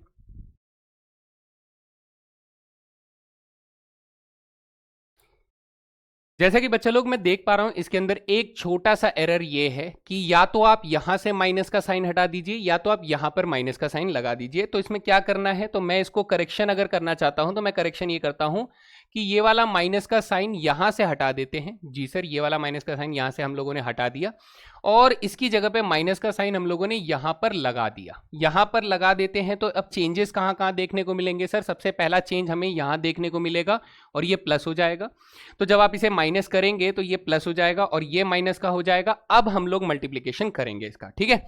तो अब इसका मल्टीप्लिकेशन करेंगे तो अब यहां से हम लोगों ने 1 को इसके साथ मल्टीप्लाई किया तो हमारे पास ये आ गया और इसको इसके साथ मल्टीप्लाई किया तो हमारे पास प्लस प्लस में 2 tan स्क्वायर अल्फा आ गया। क्या आ गया? 2 tan स्क्वायर अल्फा बाई 2 आ जाएगा और इसके अपॉन में बेटा 1 plus tan square alpha by 2 as it is रहेगा। जी सर, आगे चलते हैं, ध्यान देते हैं। 1 को अगर मैं इस पहले रो को दूसरे कॉलम के साथ मल्टीप्लाई करूंगा तो हमारे पास सबसे पहले क्या आ जाएगा? यहाँ पर हमारे पास आ जाएगा माइनस के 2 tan अल्फा बाई 2 आ जाएगा। जी सर, ओके। और फिर tan अल्फा बाई 2 को इसके साथ मल्टीप्लाई करेंगे तो प्लस में tan अल्फा बाई 2 आ जाएगा, ठीक है। और माइनस में tan क्यूब अल्फा बाई 2 आ जाएगा, ठीक है जी, ओके। चलते हैं आगे, देखते हैं आगे हमारे पास क्या आना चाहिए। नेक्स्ट, इसके अपॉन में भी क्या आना चाहिए सर? इसके अपॉन में भी 1 plus tan square alpha by 2 आना चाहिए, ठीक है। अब सेकंड रो की बाजी है बेटा फर्स्ट कॉलम के साथ। तो tan अल्फा बाई 2 इसके साथ मल्टीप्लाई करेंगे, माइनस का tan अल्फा बाई 2 है तो यहां पे पहले तो सर हमारे पास माइनस के tan अल्फा बाई 2 आ जाएगा और माइनस माइनस प्लस हो जाएगा तो प्लस में tan क्यूब अल्फा बाई 2 आ जाएगा। जी सर, और फिर 1 को इसके साथ मल्टीप्लाई करेंगे तो प्लस 2 tan अल्फा बाई 2 आ जाएगा, प्लस 2 tan अल्फा बाई 2 आ जाएगा और डिवाइडेड बाई क्या आ जाएगा सर? सेम फ्रैक्शन हमारा रहेगा, 1 plus tan square alpha by 2 रहेगा। जी सर, कोई बात नहीं, ओके। फोर्थ एलिमेंट निकालने के लिए हम लोग रो 2 को कॉलम 2 से मल्टीप्लाई करेंगे तो minus tan alpha by 2 into minus 2 tan alpha यानी 2 tan स्क्वायर अल्फा बाई 2 हो जाएगा, ठीक है sir, 2 tan square alpha by 2। और सेकेंड एलिमेंट को, ठीक है, 1 को इसके साथ मल्टीप्लाई करेंगे तो हमारे पास क्या आ जाएगा? प्लस में 1 minus tan square alpha by 2, ठीक है, divided by 1 plus tan square alpha by 2। अब आप थोड़ा सा फोकस करें, फोकस ये करें कि इसके अंदर ये वाला जो पार्ट आप लोग देख रहे हो, ये वाला, ये दोनों के दोनों ऊपर नीचे सेम है तो ये से कैंसल आउट हो जाएगा और हमें रिजल्ट क्या देगा सर? रिजल्ट हमारे पास आएगा इससे 1। कितना आ जाएगा सर? 1 आ जाएगा। अच्छा, यहां ऊपर से अगर आप लोग क्या करेंगे, सिंप्लीफाई करने के बाद tan अल्फा बाई 2 कॉमन ले लेंगे। क्या ले लेंगे दोस्त? tan अल्फा बाई 2 कॉमन ले लेंगे तो हमारे पास क्या बचेगा सर? वो भी कटकर 1 बन जाएगा। आप यहां पर पहले सिंप्लीफाई करें और फिर tan अल्फा बाई 2 का कॉमन ले लें, तो कैंसिल होने पर आपको माइनस के tan अल्फा बाई 2 बचेगा। इस वाले टर्म में जब आप सिंप्लीफाई करेंगे तो सिंप्लीफाई करने के बाद tan अल्फा बाई 2 कॉमन ले लेंगे, तो tan अल्फा बाई 2 कॉमन लेने पर आपका फिर से कट जाएगा। अच्छा, और यहां पर बच्चे सिंप्लीफाई करने पर ये दोनों आपस में कट जाएंगे, ये और ये पूरा कट जाएगा, तो हमारे पास यहां पर 1 आ जाएगा। तो सर ये फर्दर और सिंप्लीफाई हो सकता है क्या? ये फर्दर और सिंप्लीफिकेशन तो नहीं हो पाएगा। तो अब हमारे पास RHS जो है वो तो निकल आया सर। अब आप एक काम करिए, आप यहां पर LHS निकालिए। क्या निकालिए दोस्त? इतने पार्ट पर, ये हम लोगों ने पहले कुछ पेजेस को यूज करके हम लोगों ने RHS को सॉल्व कर लिया। मैं LHS को सॉल्व कर लेता हूं। LHS हमारे पास क्या है सर? I प्लस ए। कितना है? I प्लस ए है। तो I कितना होता है सर? I हमारे पास 1001 होता है। इसमें प्लस ए कर दीजिए बेटा। A कितना है? A हमारे पास 0 माइनस tan अल्फा बाई 2, ठीक है, tan अल्फा बाई 2 और 0 आ रहा है। जी सर, इन दोनों को ऐड कर देंगे तो हमारे पास क्या बन जाएगा सर? ये बन जाएगा 1 माइनस tan अल्फा बाई 2, ठीक है, प्लस tan अल्फा बाई 2 और 1 बन जाएगा। तो सर ध्यान से देखिए, LHS की जो वैल्यू है वही वैल्यू RHS की आ रही है क्या? अगर आ रही है तो इसका मतलब हेंस प्रूव्ड कि ये दोनों के दोनों मैट्रिसेस जो इक्वालिटी होल्ड करेंगे। ठीक है, तो काफी लंबा सवाल, काफी कैलकुलेटिव सवाल इसमें कहेंगे, लिखने में ज्यादा समय जाता है और साथ साथ बच्चों के कैलकुलेशन एरर्स होने के चांसेस ज्यादा हैं। इसमें फीचर कौन सा कर रहा है बेटा? सबसे इंपॉर्टेंट फीचर कर रहा है ये दोनों फॉर्मूले, जो कि ट्रिग्नोमेट्री के मल्टीपल एंगल्स के फॉर्मूलों का इस्तेमाल हो रहा है। तो ये क्वेश्चन मैंने आप लोगों को बोर्ड पे इसलिए समझाया सो दैट आप लोग थोड़ा सा घबराहट से बाहर आ जाएं। एक स्टेप बाय स्टेप इसका सॉल्यूशन करते जाना है। जैसा मैं कर रहा हूं आप लोग भी अपने साथ साथ कॉपी में करें। एक बार नहीं, 2 बार करें, 2 बार नहीं, 3 बार करें, लेकिन जब आपको थोड़ा कॉन्फिडेंस आ जाए फिर उसके बाद आप खुद से एक बार जरूर इसे ट्राई करें। पहले मेरे साथ साथ करें, जैसा जैसा मैं लिखते जा रहा हूं हर एक स्टेप को वेरीफाई करें कि हाँ मेरा प्रोडक्ट इतना आ रहा है क्या, सर ने जो लिखा है वो आ रहा है क्या। तो सारी चीजें वेरीफाई करते हुए चलना है। ठीक है दोस्त, तो ये क्वेश्चन होने के बाद हम लोग चलते हैं अगले सवाल में। नेक्स्ट क्वेश्चन हमसे क्या कह रहा है? ये कह रहा है कि सर अगर ये मैट्रिक्स और ए मैट्रिक्स का प्रोडक्ट इस मैट्रिक्स के बराबर है तो ए मैट्रिक्स कितना होना चाहिए। तो इसके लिए सबसे पहला सवाल आपके मन में ये आना चाहिए कि सर ऑर्डर कितना लें। इसका ऑर्डर अगर आप देखोगे तो सर इसमें 3 रोज और 2 कॉलम्स हैं। इसका देखोगे तो सर ये 3/3 है, तो ये रिजल्टिंग ऑर्डर हो गया ना सर, ये रिजल्टिंग ऑर्डर हो गया। तो इसका मतलब मुझे यहां पर कितना ऑर्डर रखना चाहिए? ए मैट्रिक्स का ऑर्डर कितना होना चाहिए? आप कहेंगे सर प्रोडक्ट हो रहा है तो ये वाला नंबर और ये वाला नंबर सेम होना चाहिए, तो इधर 2 तो होना ही चाहिए। अब अगर ये 2 और 2 ये कट जाते हैं तो इसका मतलब यहां पर 3 होना चाहिए, तभी तो रिजल्टिंग ऑर्डर 3/3 बनेगा ना, है ना। तो रिजल्टिंग ऑर्डर तभी 3/3 बनेगा। यानी हमें यहां से ये वाला गेम जब समझ में आता है तो रिक्वायर्ड ऑर्डर ऑफ ए कितना पता लगेगा सर? रिक्वायर्ड ऑर्डर ऑफ ए, आप बोलेंगे कि सर ऑर्डर ऑफ ए जो होना चाहिए वो होना चाहिए 2 और 3 कॉलम्स होने चाहिए, 2 रो और 3 कॉलम्स होना चाहिए। तो हम लोग यहां से लेट करेंगे कि सर ए मैट्रिक्स 2 रो और 3 कॉलम के साथ अगर बनाया जाए तो ये हो जाएगा ABCDEF, ऐसा कुछ बन जाएगा। ठीक है सर, तो अगर मैं अब इस मैट्रिक्स को ए मैट्रिक्स के साथ मल्टीप्लाई करने की कोशिश करता हूं तो करते हैं दोस्त, देखते हैं हमारे पास क्या आता है। ये क्या है सर? 2 - 1 1 0, 2 - 1 1 0 और -3 4। इसका मल्टीप्लीकेशन हम लोग करेंगे किसके साथ? ABCDEF के साथ करेंगे।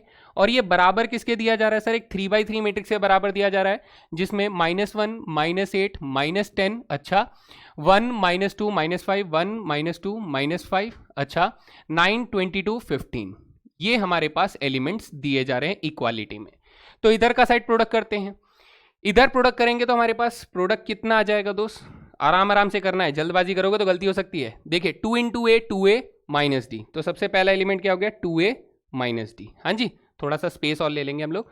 फिर 2B - C, 2B - C, अच्छा फिर 2C - F, 2C - F हो जाएगा। अच्छा जी, तो ये मैट्रिक्स यहाँ पर हम लोग क्लोज कर देते हैं।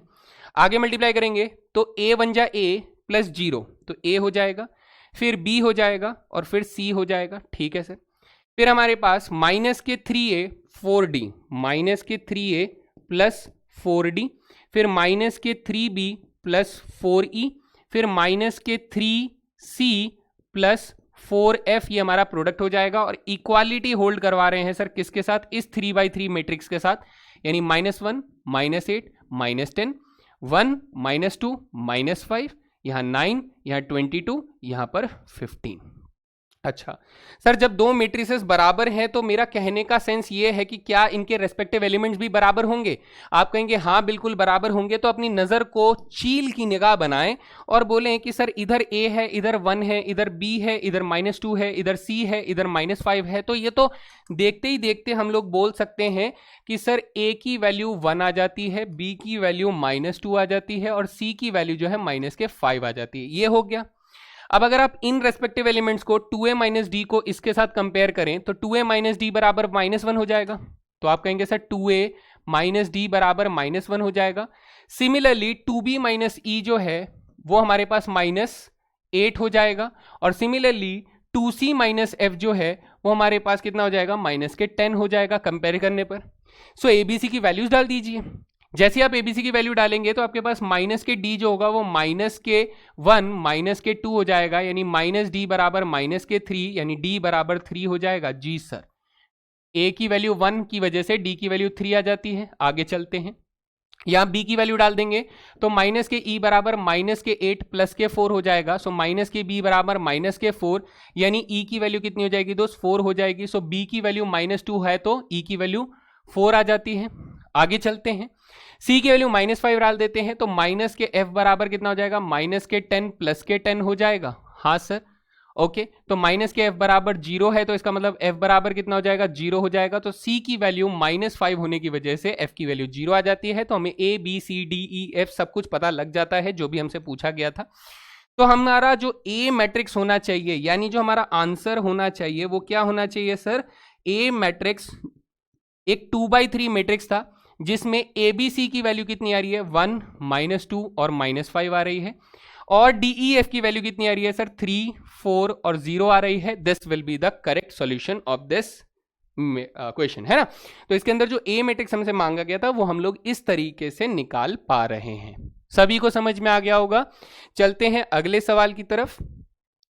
नेक्स्ट क्वेश्चन हमसे कह रहा है, show that the matrix this satisfies the equation this, use this result to find A5 in terms of A and I। Okay जी, देखिए सर इस क्वेश्चन में क्या खास है, इस क्वेश्चन में क्या खास है भाई। देखो, आपको मैट्रिक्स इक्वेशन नहीं, आपको इक्वेशन दिया गया x² - 5x + 7, x² - 5x + 7 बराबर 0 दिया गया है। तो जब आप इस इक्वेशन को एक मैट्रिक्स इक्वेशन में बदलते हैं तो उसमें क्या एक छोटा सा चेंज आता है वो नोट कर लो दोस्त, वो बस नोट कर लो, आपका बेड़ा पार है। कि सर x की जगह पे अगर मैंने यहां पर a² रखा तो ये एक मैट्रिक्स होगा, सर x की जगह पे अगर मैंने a रखा तो ये भी एक मैट्रिक्स होगा। लेकिन अगर आपने सिर्फ 7 लिखा तो बेटा 7 जो है ना वो एक मैट्रिक्स नहीं है, वो एक कांस्टेंट है। तो अगर ये दोनों मैट्रिक्स है तो 7 भी तो मैट्रिक्स होना चाहिए ना, बट 7 तो कांस्टेंट है। तो हम क्या करते हैं, हम यहां पर 7i लिख देते हैं, यानी आइडेंटिटी मैट्रिक्स से मल्टीप्लाई कर देते हैं, और फिर उसके बाद 0 बोलते हैं कि सर अब हमारे पास सभी के सभी मैट्रिक्स हो जाते हैं। तो first job is to find the value of A²। सबसे पहला काम क्या है सर, A² निकालना है। तो अगर मैं इसको निकालना चाहता हूं, है ना, इसको निकालना चाहता हूं, इसकी वैल्यू कैलकुलेट करना चाहता हूं, तो मुझे सबसे पहले A² निकालना होगा। तो A² कितना हो जाएगा सर, A² हो जाएगा, A को A से मल्टीप्लाई कर देंगे। A हमारे पास कितना है, A है 3 1 -1 2, तो 3 1 -1 2 के साथ ही मल्टीप्लाई कर दीजिए, तो हमारे पास आ जाएगा सर 3 3 जा 9 और -1 यानी 8 आ जाएगा। जी सर, 3 1 जा 3 + 2 सर 5 आ जाएगा, -3 -2 -5 आ जाएगा, -1 + 4 यानी 3 आ जाएगा। ये हमारे पास A² मैट्रिक्स बन गया। सर A² मैट्रिक्स बन गया है तो मैं इसको ऐसे लिख सकता हूं कि ये A² मैट्रिक्स कितना आ गया सर, A² मैट्रिक्स आ गया 8 5 -5 और 3 आ गया। जी सर, माइनस के 5 है यानी A मैट्रिक्स का 5 गुना, A मैट्रिक्स का 5 गुना कितना हो जाएगा सर, 5 3 जा 15 हो जाएगा, 5 1 जा 5 हो जाएगा, 5 1 जा 5 हो जाएगा, और 5 2 जा 10 हो जाएगा, प्लस 7i। बेटा 7i यानी आइडेंटिटी मैट्रिक्स का 7 टाइम्स, आइडेंटिटी मैट्रिक्स का 7 टाइम्स हो जाएगा, 7 0 0 7 हो जाएगा। जी सर, यहां तक समझ में आते ही जब आप इस मैट्रिक्स को सॉल्व करेंगे तो आप कहेंगे सर 8 + 7 15 - 15 0 आ जाएगा, 5 + 0 - 5 0 आ जाएगा, -5 + 0 +5 तो 0 आ जाएगा, 3 + 7 -10 करेंगे तो 0 आ जाएगा, यानी सर ये इक्वल टू 0 हो जाता है, हेंस प्रूव्ड, है ना। तो हमें ये समझ में आ गया कि सर ये मैट्रिक्स जो है इस इक्वेशन को सेटिस्फाई करती है सब्स्टिट्यूट करने पर। अब यहां से अगला सवाल हमसे क्या पूछा जा रहा है दोस्त, अगला सवाल हमसे पूछा जा रहा है कि इस रिजल्ट का इस्तेमाल करें a की पावर 5 निकालने के लिए। a की पावर 5 निकालने के लिए इस रिजल्ट का इस्तेमाल कैसे करें। हम समझे कि सर a का स्क्वायर माइनस के 5a प्लस 7i जो है, या i2 कह लो या i कह लो, दैट इज इक्वल्स टू बेटा 0 दिया गया है ना। तो मैं यहां से ये कह सकता हूं कि सर इसका मतलब ये भी है कि a स्क्वायर मैट्रिक्स की value 5 times of a minus 7 times of identity matrix है। जी सर। अब हम लोग यहां पे सबसे पहला स्टेप लिखेंगे प्री मल्टीप्लीकेशन ये कह लो या पोस्ट मल्टीप्लीकेशन कह लो, कोई भी एक चीज करना बेटा, पोस्ट मल्टीप्लाई बाई a। किससे सर, a से मल्टीप्लाई कर दो। चलो a से मल्टीप्लाई कर देंगे तो हमारे पास क्या आ जाएगा सर, अगला स्टेप हमारे पास आ जाएगा कुछ इस तरीके से कि ये a से मल्टीप्लाई होने पर a का क्यूब हो जाएगा, 5a को a से मल्टीप्लाई करेंगे तो 5a का स्क्वायर हो जाएगा, -7i को a से मल्टीप्लाई करेंगे तो i इंटू a बेटा a हो जाएगा। जी सर, बिल्कुल बात समझ में आती है। यहां पर a स्क्वायर की वैल्यू वापस से चिपका दो बेटा, जैसे ही आप a स्क्वायर की वैल्यू चिपकाओगे तो आपके पास a क्यूब बराबर क्या हो जाएगा, आप कहोगे सर ये 5 इंटू में 5a -7i -7a है जी। तो इसको जब हम सिंप्लीफाई करेंगे तो 5 5 जा 25, 25 माइनस 7, 25 माइनस 7 तो हमारे पास आ जाएगा 18a माइनस 35i आ जाएगा। जी सर, ये हमारे पास आ जाएगा। तो this is the value of a cube. ठीक है जी, ये a क्यूब की वैल्यू आ गई। जी सर, यहां तक हमें समझ में आता है। आगे चलते हैं, हमारे पास a क्यूब की जो वैल्यू आई है दोस्त, यहां पर ध्यान से देखेंगे a क्यूब की वैल्यू जो आई है उसमें अगर हम लोगों ने फिर से पोस्ट मल्टीप्लाई बाई a किया तो हमारे पास a क्यूब जो है वो a की पावर 4 बन जाएगा। ठीक है, और ये बन जाएगा 18a स्क्वायर बन जाएगा, और ये माइनस के 35a बन जाएगा जब हम लोग इस इक्वेशन में मल्टीप्लाई बाई a कर देंगे, पोस्ट मल्टीप्लीकेशन बाई a कर देंगे तो ये बन जाएगा।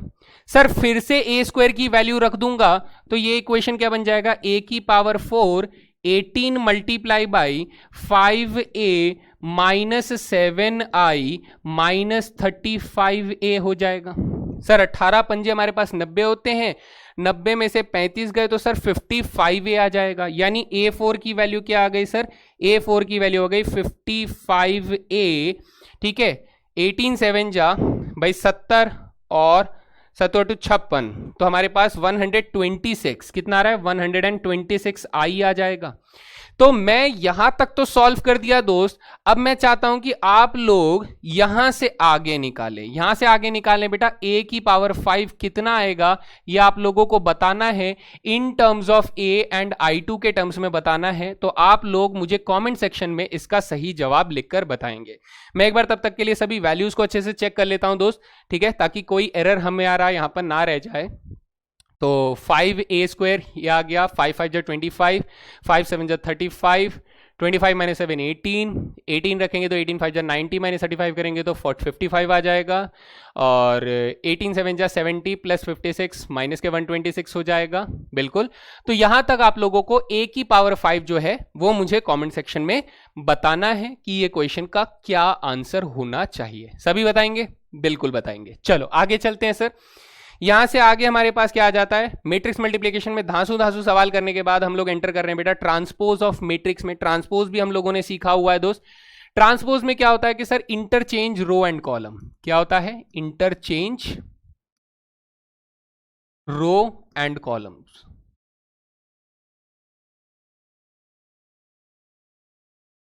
यानी कि सर अगर कोई रो मैट्रिक्स लिखा हुआ है 1 2 3 ऐसे, तो इसका जो ट्रांसपोज हो जाएगा वो क्या बन जाएगा, कॉलम मैट्रिक्स बन जाएगा 1 2 3 इस फॉर्मेट में बन जाएगा।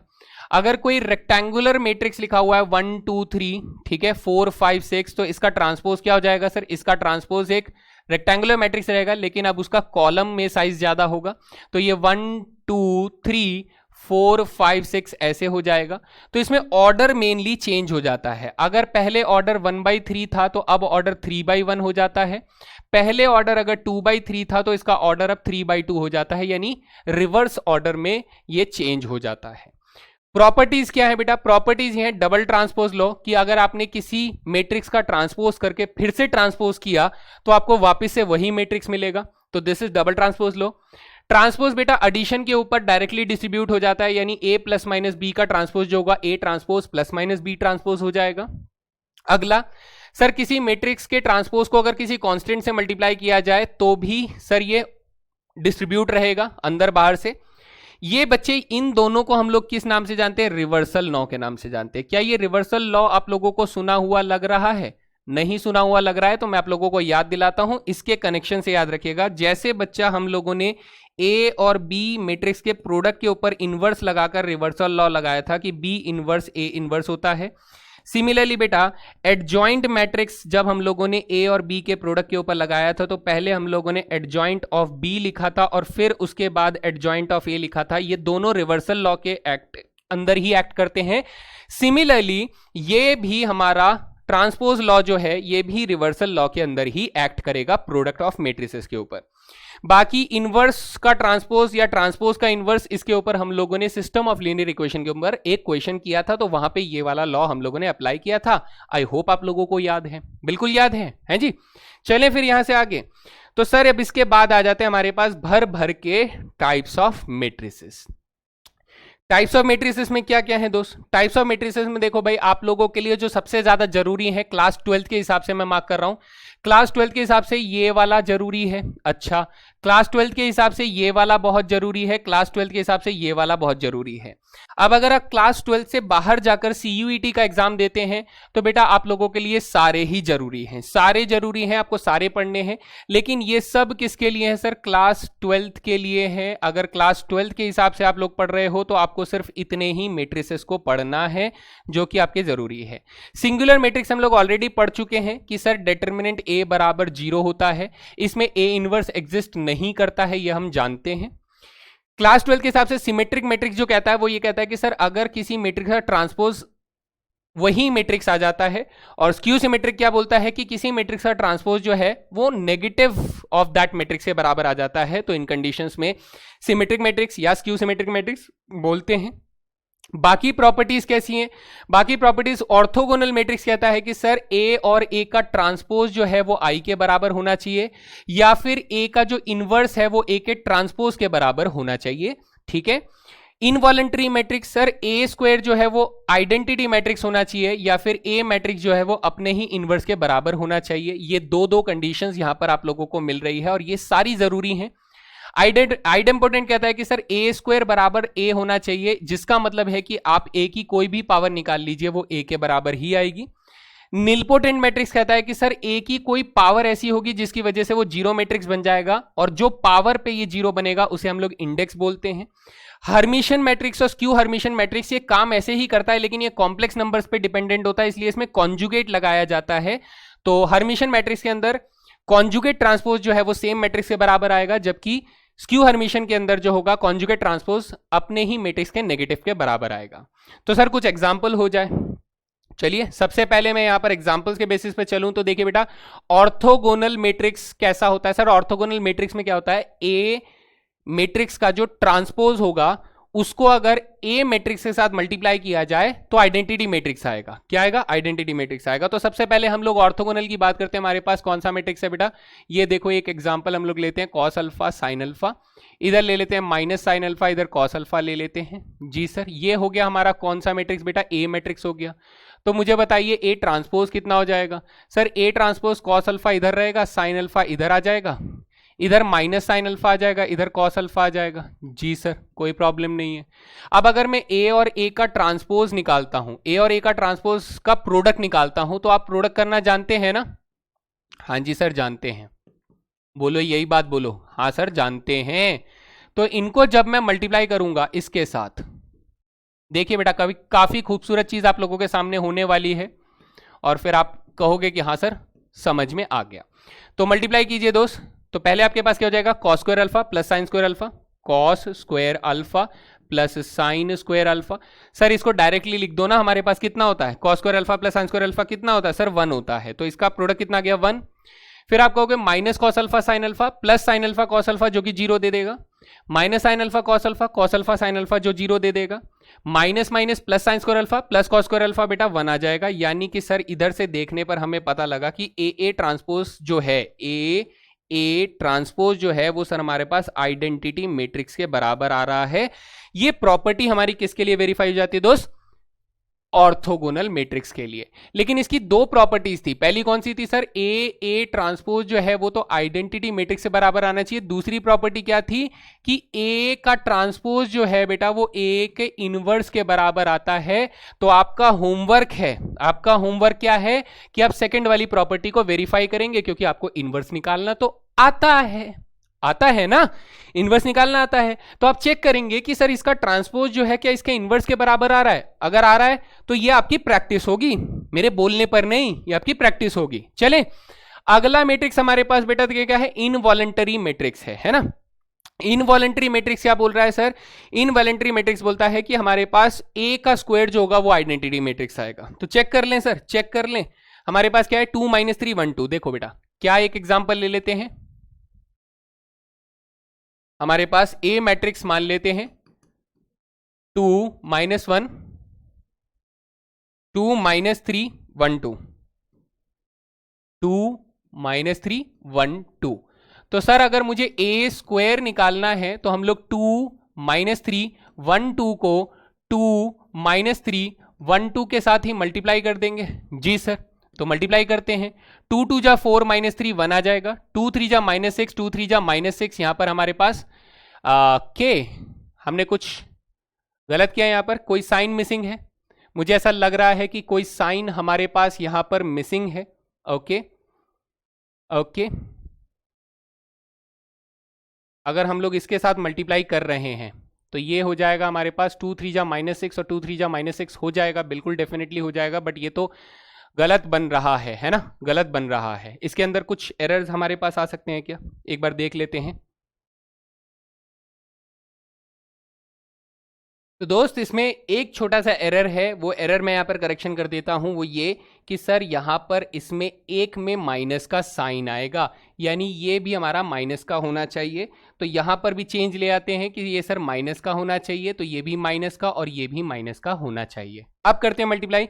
सर 2 2 जा 4 हो जाएगा, 3 1 जा 3 हो जाएगा, तो हमारे पास 1 आ जाएगा। फिर 2 - 3 6 -3 to 6, यानी कि यहाँ पर 0 आ जाएगा। 1 2 जा 2 2 - 2 बेटा 0 हो जाएगा।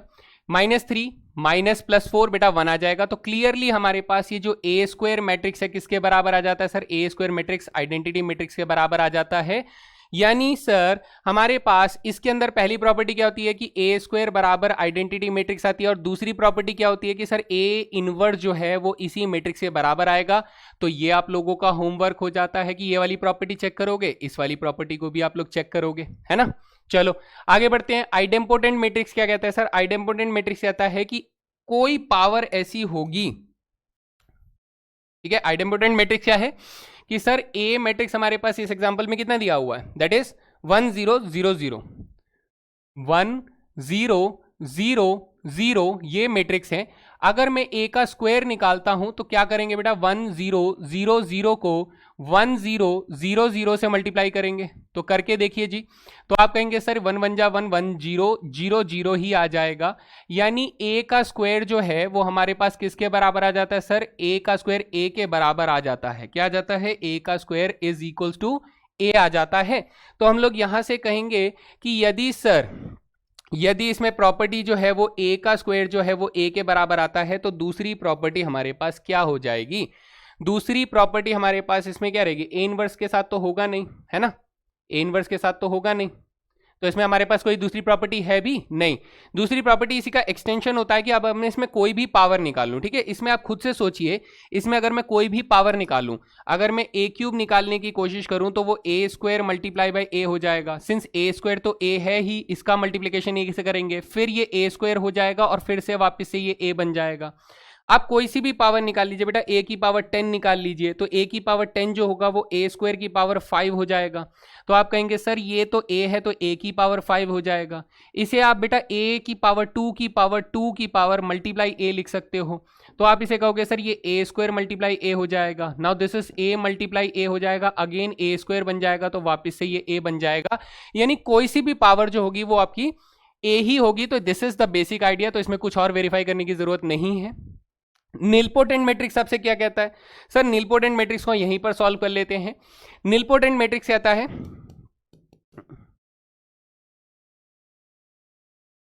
ध्यान से देखिए, हम निकालते हैं बेटा ए का स्क्वायर। ए का स्क्वायर निकालेंगे तो यहां पर कितना हो जाएगा?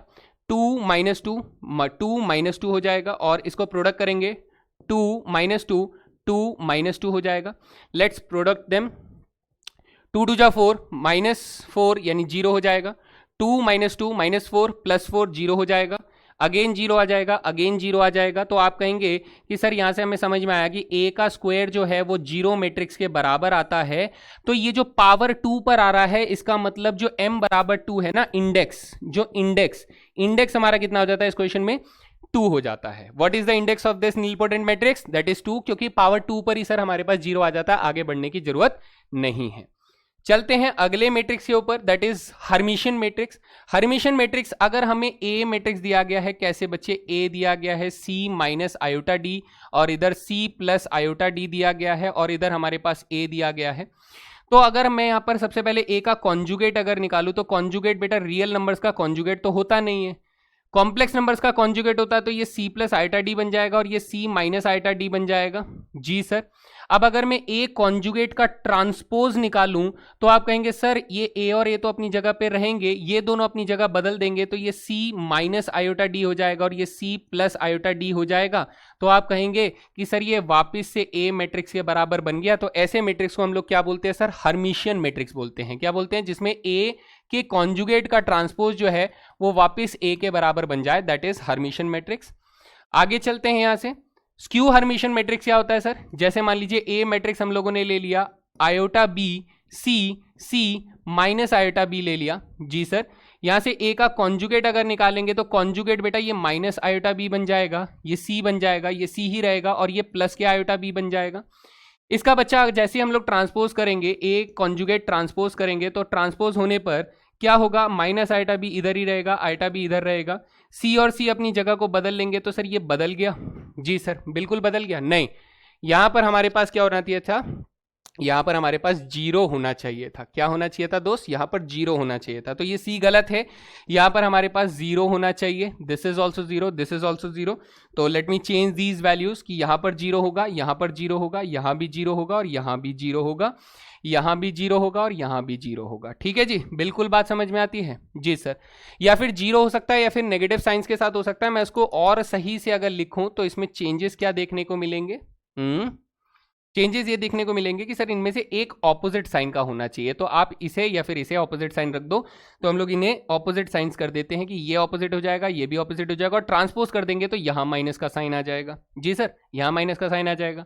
अब अगर आप इसमें से एक माइनस का साइन कॉमन ले लेते हैं तो ये बन जाएगा आयोटा बी माइनस के सी और आयोटा बी बन जाएगा वो भी माइनस का। तो ये क्या है? हमारे पास ए के कॉन्जुगेट का ट्रांसपोज है, और आप कहेंगे सर ए के कॉन्जुगेट का ट्रांसपोज जो है वो हमारे पास नेगेटिव ए के बराबर आ जाता है। So this is Hermitian matrix. तो ये कुल मिलाकर हम लोगों से क्लास 12th में ये सारे मैट्रिसेस हो सकता है ना पूछे जाएं, लेकिन कहीं ना कहीं हमें कॉम्पिटिटिव एग्जामिनेशंस में इनकी जरूरत पड़ती है, इनके ऊपर रेगुलरली सवाल पूछे जाते हैं। तो जैसा मैंने 12th के हिसाब से बताया, आपको वो वाले मैट्रिसेस तो करने ही करने हैं। मैं आपको सिमेट्रिक मैट्रिक्स और स्क्यू सिमेट्रिक मैट्रिक्स को लेकर थोड़ा सा ज्यादा एक्स्ट्रा चीजें बताऊंगा, जिसके अंदर अगर हम लोग बात करें तो ये कुछ प्रॉपर्टीज होती हैं सिमेट्रिक और स्क्यू सिमेट्रिक के अंदर, जिसमें सबसे पहली प्रॉपर्टी क्या बोल रही है कि सर स्क्यू सिमेट्रिक मैट्रिक्स के सभी डायगोनल एलिमेंट्स कैसे होने चाहिए? ये होने चाहिए 0। क्या होने चाहिए दोस्त? 0 होने चाहिए। ठीक है सर। फिर कहता है कि अगर हमारे पास ए मैट्रिक्स जो है वो एक स्क्वायर मैट्रिक्स है तो ये बेटा थ्योरम है। ये क्या है? ये थ्योरम है। और ये भी हमारे पास क्या है? ये भी सर थ्योरम है। थ्योरम ये कह रहा है कि sir A plus A transpose जो होगा वो सिमेट्रिक मैट्रिक्स होगा और ए माइनस ए ट्रांसपोज जो होगा वो स्क्यू सिमेट्रिक मैट्रिक्स होगा। ठीक है, ये दोनों थ्योरम्स है हमारे पास। नेक्स्ट हमसे क्या कह रहा है कि sir if A and B are symmetric matrix of same order then the product A B is symmetric if and only if A B commutes. अगर ए बी बराबर बी ए है, ठीक है, तभी हमारे पास ए बी जो होगा वो सिमेट्रिक होगा। ये भी हमारे पास एक थ्योरम हो जाती है। तो ये वाली थ्योरम मैं आप लोगों को अभी क्विकली प्रूफ करके बता देता हूं कि ये हम लोग कैसे प्रूफ करेंगे। जरा देखिए, हमारे पास क्या कह रहा है कि सर अगर A and B are symmetric matrix, given क्या है हमें? गिवन ये है कि ए बी सिमेट्रिक मैट्रिक्स है और बी भी सिमेट्रिक मैट्रिक्स है जी। तो ये कह रहा है कि सर ए बी का प्रोडक्ट जो होगा वो भी सिमेट्रिक मैट्रिक्स होगा। इफ एंड ओनली इफ का मतलब डबल इंप्लाइज टू। ठीक है, किस बारे में? कि ये सर ए बी बराबर बी ए होगा तभी ऐसा हो सकता है, वरना नहीं हो सकता है। ये कंडीशन हमें प्रूफ करनी है। तो पहले हम लोग क्या करेंगे दोस्त? पहले हम लोग यहां से यहां प्रूफ करेंगे। चलिए यहां से यहां प्रूफ करेंगे। तो हमने कहा सर ए बी का ट्रांसपोज लेकर चलते हैं। पहला पार्ट क्या है sir? Case one. Case one में हम लोग प्रूफ करेंगे कि ए बी का ट्रांसपोज अगर ए बी के बराबर है तो सर ए बी बराबर बी ए है। ये प्रूफ कर देते हैं। चलिए ओके, सो ए बी का ट्रांसपोज अगर ए बी के बराबर है तो इसका मतलब सर इसमें रिवर्सल लॉ लगेगा। बी ट्रांसपोज ए ट्रांसपोज बन जाएगा, बराबर ए बी आ जाएगा। जी सर, बी ट्रांसपोज हमें बी दिया गया है, ए ट्रांसपोज हमें ए दिया गया है। लीजिए बेटा, हंसते हंसते मजाक करते करते प्रूफ हो गया, है ना? प्रूफ हो गया। सर केस टू ले लेते हैं। केस टू में हम कहेंगे कि सर ए बी बराबर बी ए अगर है तो हमें प्रूफ करना है कि ए बी का जो ट्रांसपोज होगा वो बी ए के बराबर, किसके बराबर आएगा? ए बी के बराबर आएगा। ये हमें प्रूफ करना है। चलिए ध्यान से देखिए दोस्त, यहां पर हम कहेंगे कि सर ए बी बराबर बी ए है ना, ए बी बराबर बी ए है, तो हम कहेंगे सर यहां पर अगर मैं ए बी का ट्रांसपोज ले लेता हूं तो यहां पर बी ए का भी ट्रांसपोज लग जाएगा। जी सर, रिवर्सल लॉ अगर मारूंगा तो पहले यहां पर ए ट्रांसपोज हो जाएगा, फिर बी ट्रांसपोज हो जाएगा। नाउ ए ट्रांसपोज ए है और बी ट्रांसपोज बी है, तो बेटा देखो ए बी का ट्रांसपोज जो है वो ए बी के बराबर हो जाता है। यहां से भी हमारा प्रूफ हो जाता है। So this is the theorem जो कि आपके एग्जामिनेशन में आ सकता है। आपको इस तरीके से इसे प्रूफ करना है। ठीक है भाई, बढ़िया। चलो आगे चलते हैं। नेक्स्ट हमें कह रहा है कि सर सभी positive integral powers of symmetric matrix जो है वो सिमेट्री होते हैं। ठीक है, नेक्स्ट ये भी हमारे पास थ्योरम है दोस्त, ये भी हमारे पास थ्योरम है और ये भी हमारे पास थ्योरम है। तो इन दोनों थ्योरम्स को भी आप लोग प्रूफ कर सकते हैं। मैं भी फटाफट इनको प्रूफ करवा देता हूं कि ए और बी जो है सिमेट्रिक मैट्रिक्स हैं, तो A B minus B A skew symmetric होगा और A B plus B A symmetric होगा। ये प्रूफ करना है। चलिए देखते हैं सर इसका प्रूफ कैसे होगा, ये भी बता दीजिए। तो हमें गिवन क्या है सर? हमें गिवन है कि ए भी सिमेट्रिक है और बी भी सिमेट्रिक है। ये हमें गिवन है। हमें प्रूफ क्या करना है सर? प्रूफ क्या करना है कि ए बी प्लस बी ए जो है वो सिमेट्रिक है, यानी इसका ट्रांसपोज जो होगा ए बी प्लस बी ए के बराबर ही आएगा। ये मेरा पहला पार्ट है। दूसरा part A B minus B A जो है उस वो स्क्यू सिमेट्रिक होगा, यानी ये माइनस के ए बी माइनस बी ए के बराबर आएगा। ये हमें प्रूफ करना है। तो चलिए पहला पार्ट करते हैं बेटा। पहला पार्ट अगर मैं लेकर चलता हूं तो मैं ए बी प्लस बी ए का ट्रांसपोज अपना लेफ्ट हैंड साइड से स्टार्ट करता हूं।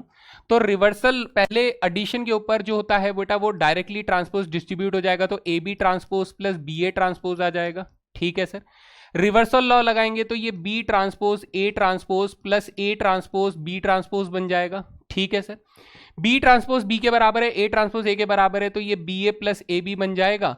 तो आप कहेंगे कि सर इसे A B plus B A भी लिख सकते हैं क्योंकि मैट्रिक्स एडिशन जो होता है वो कम्यूटेटिव होता है, यानी ए बी प्लस बी ए का जो ट्रांसपोज है वो हमारे पास क्या है? ए बी प्लस बी ए के बराबर है। तो इसका मतलब क्या हो गया सर? सिमेट्रिक हो गया। क्या हो गया दोस्त? सिमेट्रिक। ओके जी, बिल्कुल। सेकेंड पार्ट प्रूफ करते हैं। सेकेंड पार्ट में हमें ए बी माइनस बी ए का ट्रांसपोज चेक करना है। तो A B minus B A का ट्रांसपोज सर सब्ट्रैक्शन के ऊपर भी ट्रांसपोज डायरेक्टली डिस्ट्रीब्यूट हो जाता है, तो A B transpose minus B A transpose हो जाएगा। जी सर, रिवर्सल लॉ लगाएंगे तो B transpose A transpose minus A transpose B transpose हो जाएगा। सर बी ट्रांसपोज बी है, ए ट्रांसपोज ए है, तो ये माइनस ए बी बन जाएगा। अगर इसमें से माइनस कॉमन ले लूँ तो बेटा ए बी माइनस बी ए बन जाएगा। लीजिए ये भी प्रूफ हो गया। कौन कि sir A B minus B A का ट्रांसपोज जो है वो minus of A B minus B A है। तो ये स्क्यू सिमेट्रिक मैट्रिक्स की डेफिनेशन को फॉलो कर रहा है। ठीक है भाई, बढ़िया, एकदम ये बात अच्छे से समझ में आ गई है। चलिए आगे यहां से चलते हैं हम लोग। ये सारी चीजें कवर अप करने के बाद हम लोग क्वेश्चन की तरफ चल रहे हैं। ये रहा, देखिए सबसे पहला सवाल यहां पर क्या पूछ रहा है कि all positive integral powers of symmetric matrix are. देखो क्वेश्चन ही है, प्रॉपर्टी का सीधा सीधा क्वेश्चन बना दिया है। गिवन क्या दिया गया है दोस्त? गिवन हमें दिया गया है कि ए जो है वो एक सिमेट्रिक मैट्रिक्स है, यानी ए ट्रांसपोज बराबर ए है। ए ट्रांसपोज बराबर ए है। हमसे कह रहा है कि sir all positive integral powers of symmetric matrix, all positive powers of symmetric matrix, यानी अगर मैं ए का क्या करूं बेटा, कोई सा भी पावर ले लूं, एन ले लूं, कोई सा भी पावर, उसका ट्रांसपोज अगर मैं निकालता हूं तो आप कहेंगे सर ये तो ए ट्रांसपोज की पावर एन जैसा लिखा जाएगा। प्रॉपर्टीज ऑफ ट्रांसपोज में आपने पढ़ाया था। ए ट्रांसपोज किसके बराबर है बेटा? ए के बराबर है, तो ये ए की पावर एन बन जाएगा। यानी मेरा कहने का ये मतलब हुआ कि ए की पावर एन का ट्रांसपोज, ए की पावर एन का ट्रांसपोज जो है बेटा वो ए की पावर एन के बराबर आता है। इसका मतलब सर ये क्या होगा? सिमेट्रिक हो जाएगा। Option number A is the right answer, है ना? बिल्कुल बढ़िया। चलें अगला सवाल, बिल्कुल चलते हैं। Next question, express the matrix as the sum of symmetric and skew symmetric matrix. बेटा ये काफी साल पहले बहुत ही ट्रेंडिंग क्वेश्चन हुआ करता था, लेकिन अभी ये बहुत कम पूछा जाता है, लेकिन फिर भी हमें इसे करना है। हमें यहां पर वो थ्योरम लगानी है। कौन सी वाली थ्योरम लगानी है दोस्त? पहली थ्योरम कौन सी थी कि sir A plus A transpose जो होता है इज सिमेट्रिक, ठीक है, इज सिमेट्रिक, और जो ए माइनस ए ट्रांसपोज जो होता है is skew symmetric. In theorems का इस्तेमाल करके हम लोग यहां पर निकालेंगे। तो हमें क्या करना है, हमें ए मैट्रिक्स को एक सिमेट्रिक और एक स्क्यू सिमेट्रिक मैट्रिक्स के फॉर्मेट में लिखना है। तो ये सिमेट्रिक और स्क्यू सिमेट्रिक मैट्रिक्स हमें कैसे मिलेगा सर? इन्हीं से मिलेगा। कैसे मिलेगा? इन्हीं से मिलेगा। तो चलिए सॉल्व करते हैं। यहां पर हम लोग सबसे पहले लेट करेंगे वो ये कि सर एक पी मैट्रिक्स ले लेते हैं जिसकी वैल्यू हो जाएगी ए प्लस ए ट्रांसपोज, और उस मैट्रिक्स का आप लोग आधा कर दीजिएगा, है ना? तो ये एक सिमेट्रिक मैट्रिक्स बन जाएगा बाय थ्योरम। अच्छा, और एक क्यू मैट्रिक्स हम लोग ले लेते हैं सर, वो ले लेते हैं ए माइनस ए ट्रांसपोज जिसका आप लोग आधा कर दीजिएगा। तो ये आधा क्यों कर रहे हैं? तो बेटा जब आप इसे जोड़ोगे ना तो आधा आधा मिलकर पूरा हो जाता है। अगर आप इसे आधा नहीं करोगे तो वो आपके मैट्रिक्स के डबल आएगा। अब करके देखना। आप एक बार, पता है गलत रास्ते में भी जाने का एक फायदा होता है कि एक बार गलत रास्ते में जाकर जो आपको गलती पता लगती है वो जिंदगी भर याद रहती है। तो एक बार गलत करके भी देखना, और एक बार फिर गलती करने के बाद आप 1/2 लगाकर देखना, आपको पूरी चीज समझ में आएगी कि हम लोग हाफ क्यों कर रहे हैं। ठीक है सर, तो हमारे पास पी मैट्रिक्स कितना हो जाएगा सर? पी मैट्रिक्स हो जाएगा 1/2। ए मैट्रिक्स कितना है सर? ए मैट्रिक्स हमारे पास है 3 2 3 3 2 3 4 5 3 2 4 5 है। और ए ट्रांसपोज कितना हो जाएगा सर? ए ट्रांसपोज हो जाएगा 3 2 3 4 5 3 2 4 5 हो जाएगा। तो हमारे पास पी मैट्रिक्स कितना बन जाएगा दोस्त? पी मैट्रिक्स बन जाएगा 1/2। अगर करें ध्यान से, 3 + 3 6 हो जाएगा, तो 6 का हाफ 3 हो जाएगा। 2 + 4 6 हो जाएगा, तो उसका हाफ 3 हो जाएगा। 3 + 2 5 हो जाएगा, तो उसका हाफ 5/2 हो जाएगा। 4 + 2 6 का हाफ 3 हो जाएगा। 5 + 5 10 का हाफ 5 हो जाएगा। 3 + 4 7 का हाफ 7/2 हो जाएगा। 2 + 3 उसका हाफ 5/2 हो जाएगा। 4 + 3 7/2 हो जाएगा। 5 + 5 10 का हाफ 5 हो जाएगा। तो यहां पर हमारे पास P एक मैट्रिक्स बनकर आ जाता है, जिसे आप देखिए वो एक सिमेट्रिक मैट्रिक्स बन रहा है। ठीक है सर, ठीक है। यहां से बढ़ते हैं हम लोग Q मैट्रिक्स को ढूंढने के लिए। ठीक है, Q मैट्रिक्स हमारे पास क्या हो जाएगा दोस्त? चलिए, Q मैट्रिक्स अगर मैं ढूंढूंगा तो वो हो जाएगा half of A matrix minus A transpose matrix. A matrix है 3 2 3 4 5 3 2 4 5। इसको इसी के ट्रांसपोज से माइनस कर दीजिए। 3 2 3 4 5 3 2 4 5 के साथ माइनस करके इसका हाफ कर देंगे तो Q मैट्रिक्स हमारे पास कितना हो जाएगा दोस्त? Q मैट्रिक्स हो जाएगा 3 - 3 0, उसका आधा हो जाएगा 0। 2 - 4 -2 का हाफ हो जाएगा -1। 3 - 2 1, 1 का हाफ हो जाएगा 1/2। 4 - 2 2, 2 का हाफ हो जाएगा 1। 5 - 5 0 हो जाएगा। 3 - 4 -1/2 हो जाएगा।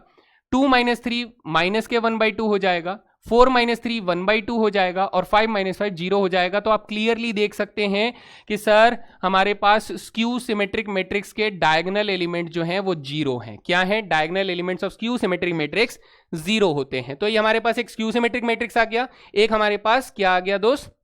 सिमेट्रिक मैट्रिक्स आ गया। अब इसके बाद हम लोग जो आंसर करने वाले हैं, ठीक है, जो आंसर करने वाले हैं वो यहां पर देख लो दोस्त, वो ये कि सर अगर मैं यहां पर P और Q मैट्रिक्स को ऐड करता हूं तो P मैट्रिक्स कितना आ रहा है सर? P मैट्रिक्स आ रहा है हमारे पास 3 3 5/2, ठीक है, 3 5 7/2, ठीक है, और 5/2 7/2 5/2 7/2 और 5 आ जाएगा। प्लस यहां पर Q मैट्रिक्स हमारे पास कितना है? 0 -1 1/2, अच्छा 1 0 -1/2, ठीक है, माइनस के 1/2 1/2 और 0 आ जाएगा। तो दीज टू मैट्रिसेस का एडिशन करके देखिए, जिसमें से ये वाला मैट्रिक्स कैसा है सर? ये वाला मैट्रिक्स सिमेट्रिक है। ये वाला मैट्रिक्स कैसा है? सिमेट्रिक है। जबकि ये वाला मैट्रिक्स कैसा है सर? ये स्क्यू सिमेट्रिक है। कैसा है? स्क्यू सिमेट्रिक मैट्रिक्स है। तो अगर मैं इनका एडिशन करता हूं सर, तो एडिशन कितना आ जाता है सर? 3 + 0 3 आ जाएगा, 3 - 1 2 आ जाएगा, 5/2 + 1/2 3 आ जाएगा, 3 + 1 4 आ जाएगा, 5 + 0 5 आ जाएगा, 7/2 - 1/2 3 आ जाएगा, 5/2 यहाँ पर हमारे पास 2 आ जाएगा, 7 + 1 8 का हाफ 4 आ जाएगा और 5 + 0 5 आ जाएगा। तो आप कहेंगे कि सर ये मैट्रिक्स तो एज इट इज बन गया। कौन बन गया बेटा? ये जो P + Q मैट्रिक्स था ये हमारे पास कौन बन गया? ये बन गया A मैट्रिक्स के बराबर। यानी सर हमने A मैट्रिक्स को क्या किया?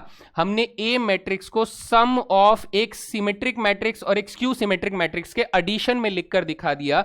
ये कंप्लीट प्रोसेस आप लोगों को 4 मार्कर क्वेश्चन में पूछा जा सकता है। हैं जी? एकदम बढ़िया, समझ में आया?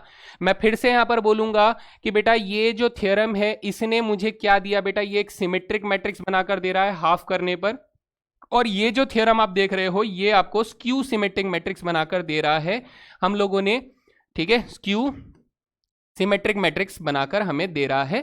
तो हमने इन दोनों थ्योरम्स का इस्तेमाल करके एक सिमेट्रिक और स्क्यू सिमेट्रिक मैट्रिक्स बनाया और फिर उन दोनों का एडिशन करके देखा तो हमारे पास वापस से वही मैट्रिक्स बन गया। तो क्वेश्चन में जो डिमांड किया गया था express the matrix A as the sum of the symmetric and skew symmetric matrix, वो हमारा पूरा का पूरा जो रिजल्ट है वो सामने है ना? बढ़िया। अगला सवाल, चलो next.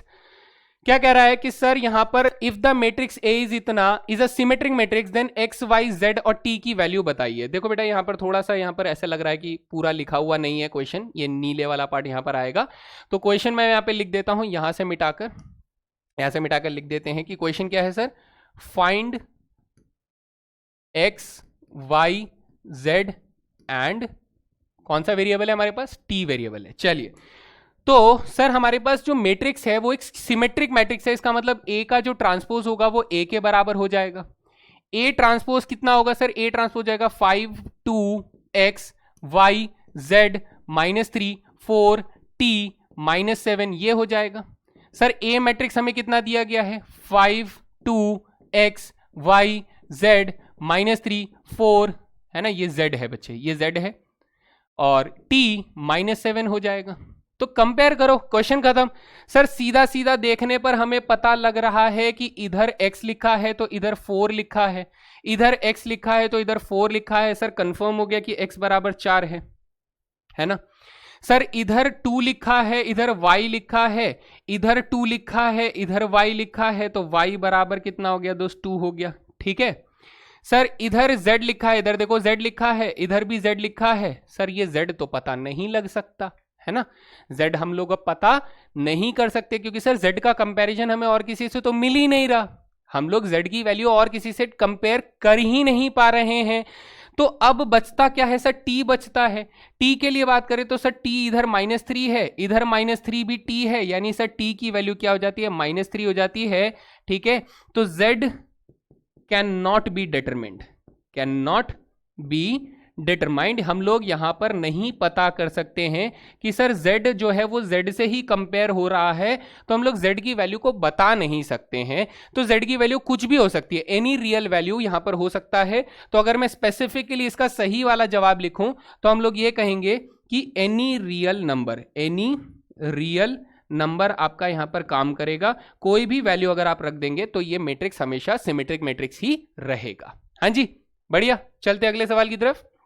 And this is the last question. ये भी एक काफी अच्छा सवाल है, कई बार ये रिपीट हुआ है अपने बोर्ड्स में।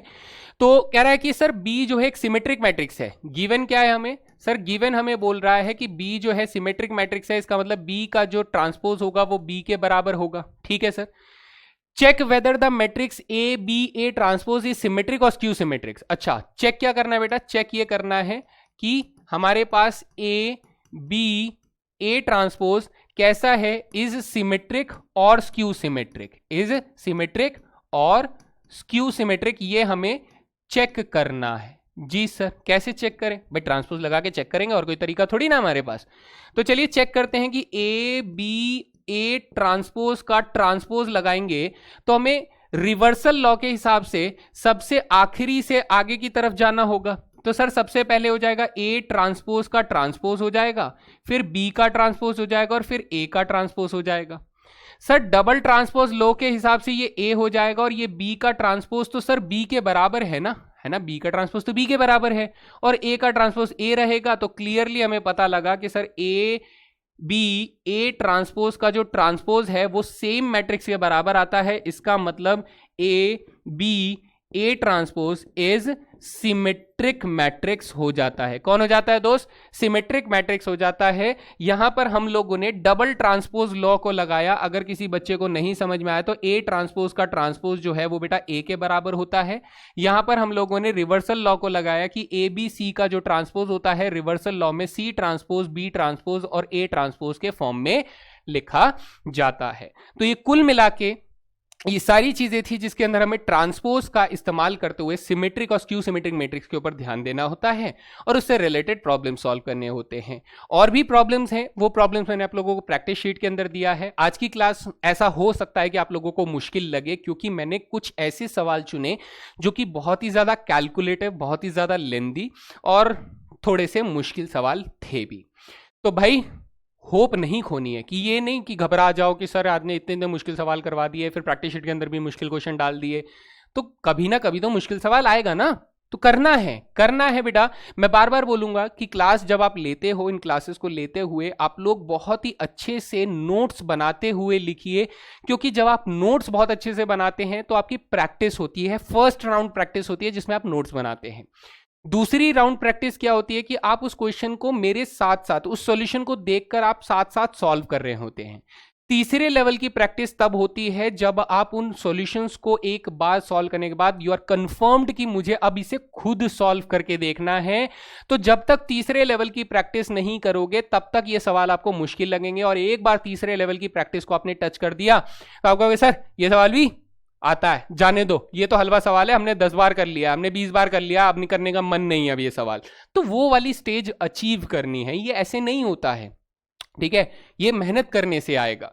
तो ये था हमारा पूरा मैट्रिक्स का, टाइप्स ऑफ मैट्रिसेस के अंदर पूरा कॉन्सेप्ट, तो जिसके साथ हम लोग यहाँ पर इस सेशन को यहीं पर खत्म कर रहे हैं। आई होप आप लोगों को सीखने को भी मिला है और थोड़ा बहुत मजा आया होगा आज की क्लास में। मैं जानता हूँ, मैं जानता हूँ बहुत ज्यादा मजा नहीं आया क्योंकि मुश्किल सवाल डाले गए थे, लेकिन करने से ही होगा। So that was all guys, thank you very much. Session में यहां पर यहीं तक था, मिलते हैं फिर अगले सेशन में, तब तक के लिए जय हिंद दोस्तों।